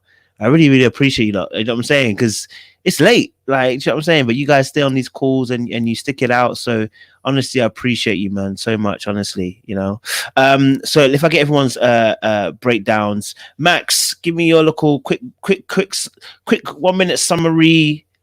And guys, if you go over 1 minute, I will be charging you. Okay, so I'll just cut the mic. Okay, all right, 1 minute summaries. Yeah, just very quickly, I'll just say that I think some people came on this show to cut corners, but you've still got to do the work. And I think that is what every season they have to come and realize. And it's like, oh, rah, just because I've been given this person that I'm matched with doesn't mean they're perfect. It means that we grow towards what we want to get to. And I think this is just a part of the season where everyone's going to have to put in the work, and hopefully they'll get out what they want. Khalees. Kind of piggybacking off that, I'll just say that with the last, I think 3 weeks they have left, I want to say, hopefully everybody quits living in this delusional world and just starts addressing the real issues, because you only got 3 weeks left. So if you want this to work, let's have some real talks here and quit just saying I love you and trying to push past things. That's my hope. Appreciate that. Edgewa. I'm starting to realize that this is a beautiful mirror for each and every one of us. It shows us who we are, like the things that trigger us, And then it also shows us the things that we like. So for a lot of us who don't know what we like and the things that really turn us on internally, you can look at each personality, the things they do. What do you like with them? What don't you like? What triggers you? What doesn't trigger you? And make your list. And there you go. There's the characteristics that you need to find in the partner and the things you need to change in yourself. So I'm loving it. Love that. Lola, smoke artist. What I think I just see is really like you should see yourself in one of these personalities. And of course I feel close to Jacob. I feel like, yeah, I might be the quirky one, but I'm going to say how I feel and when I feel it. So, you know, I'm still kind of rooting for him. He's the one I'm here for. That's why I'm still watching this. That's all. And the people out there, you know, Lola has a YouTube channel now. The God. You got to send the link in it. Daddy Kojo has authorized it. And he says, subscribe. She lied. I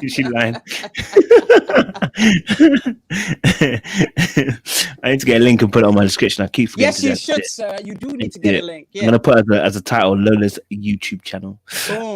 Sinead, talk to me, kids.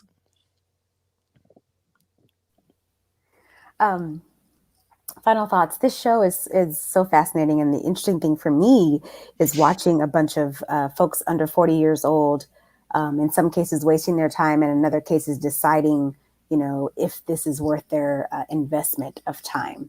And so for some of them, I'm just like, Lord Jesus, keep living, because it's a lot more life that you just haven't experienced yet. And for others, I'm like, yeah, I get it. I've been there, but you've got to take control of your life. And you have to own what you can own, manage what you can manage, and be done with the rest. That's it. Love that. D. Shani, can you just grant me a small favor and put up your sign again, please? I am so tired of Layla. I am in that Jacob situation. But anyways, all of the fun. I'm happy for being around Black excellence, like I always say. And love yourself, peace and love, because if you don't love yourself, there's no way that you're going to love or you're going to learn to love anyone. But you have to start with loving yourself first. I really like Married at First Sight because it teaches us a lot about relationships, like what people actually literally go through in life in their relationships. And each couple have a story to tell, and it also has something we can learn from. But that's what I like about it. And Lola, it's all love. I love you, Lola. You know I love you too, DD. All right, then have a good night, Lola. That's why I watch your channel. That's why I watch your channel. Look, I'll be jumping in your comments. Don't you worry. I love that, Didi. Layla, you got the last word on the night, so you know, let me know what I want. No pressure. Yeah, no pressure, right? I mean, I think that, you know, we're hitting the 1 month mark, and we're seeing now that things are getting real. We're seeing people start to be a lot more pensive about the thought process and what that means for the future of their relationship. You know, they're no longer as willing to sort of, you know, kind of smile and grin through it for the most part. Some of them are still in that phase. But yeah, I think this is great content. This is great just studying material. And I don't know what it means that we're seeing it this way. I don't know what it means that all these things are happening, and we're seeing things like a perfect case study of narcissism in Derek Jackson to kind of juxtapose against the muddied things that we're seeing on Married at First Sight. But it's all, I just, you know, everyone just keep paying attention. Just keep taking notes and keep reflecting on it, and you know, stay blessed. Guys, listen, I want to appreciate my panelists, crazy super panelists, for always sticking through it, man. I actually always forget it is 4 hours these guys sit down with me. You know what I'm saying? Like, it is heavy work. Like, I sometimes forget, like, you guys are sitting with me for 4 hours. And if it was in person, it would be understandable, but when we're sitting in your own place, 4 hours is a long time, you know. So I really want to appreciate you guys for always joining us every week for Married at First Sight. you know, hopefully, you know, one day they'll just put us on our own TV show. Do you know what I'm saying? We'll be global. Do you know what I mean? And you can sit down and be making money. Do you know what I'm saying? So we pushing for that. Guys, Hallelujah, okay? hallelujah, Amen. hallelujah. Middle gay, middle gay. Yeah, can we sing that song? Because Mineral Gang want to Mineral live Gang. where the what? I'm telling you, you know, where the wanna money live, Mineral resides. Gang? We want to be where the money resides. You know what I'm saying? Hello, and that's when Mary had a little lamb. That's how you eating that paddywhack.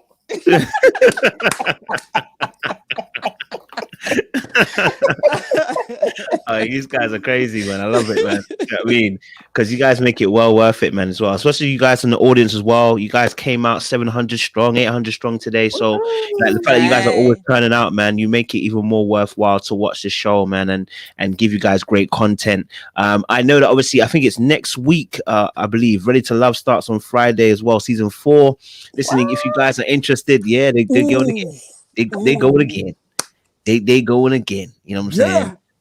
So listen, if you're interested, guys in the audience, if you feel like you got something to add and you got, you know, some wisdom you want to share with the people, them, you know what I'm saying, then you got to get on the lives, you know what I'm saying? So, you know, we'll bring you into the super panel, our team. Do you know what I'm saying? Mineral Gang and that, yeah. But yes, guys, once again, thank you so much for turning out. Make sure you guys as well subscribe to Lola's channel. I will put I've got your channel now, I've seen it, and Didi's as well. Didi's got a channel as well. Anyone else got a channel here? I'm trying to start a channel. Joa. You got a channel now, yeah? Come to the I floor. do. Come to You the guys- It's development. Y'all give me like 2 weeks and I'm gonna get it nice and tight and I'm gonna bring it Alright. to y'all. But yes, I got my channel. Yes. Hey. Cool. All right, See how cool. daddy's giving birth. I just You see how want to say, daddy's giving birth. I just want to say one thing about my channel. The Kojo channel is a little more constructive than my channel. So if you go to they be June, my wilding out channel, on DD. No, my they be channel is a little wilding out on wilding out a little Yeah. bit. Like it's a They bit be more wilding wilding. out. But But it's a good I kind of love wilding Kojo's out. channel because that's why I come on his channel, because it's more constructive. It's more of a deeper discussion. But my channel is a little wild a little bit. But just Cool. saying, so Entertainment, bro. it's just come and subscribe at your own risk. That's all I'm saying. Why you giving them I know that's disclaimer? right. It's actually fun. You guys are funny. You guys are funny. You know, come on, guys. He's fun. Everybody's unique. That's the beauty of it. I love Everybody's that. unique, Yeah. and they bring their flair to it. So Absolutely. Come prepared with armor, guys. So you go to his channel. I like that stuff. You know what I'm saying? I like it, man. Bit of fun, man. It's also good to have a bit of fun as well, bro. So don't even worry about that. You know what I mean? Balance. Balance, exactly. Balance. So, guys, thank you so much for joining us for another panel again. Like I said, we will be having Ready to Love. So, I think that'll probably be a Saturday night, though. So, I don't know how it's going to work. But yeah, guys, we will see you guys soon. Make sure you stay locked, stay loaded, like, share, subscribe, and we are out, folks. We are out, baby. Stay blessed.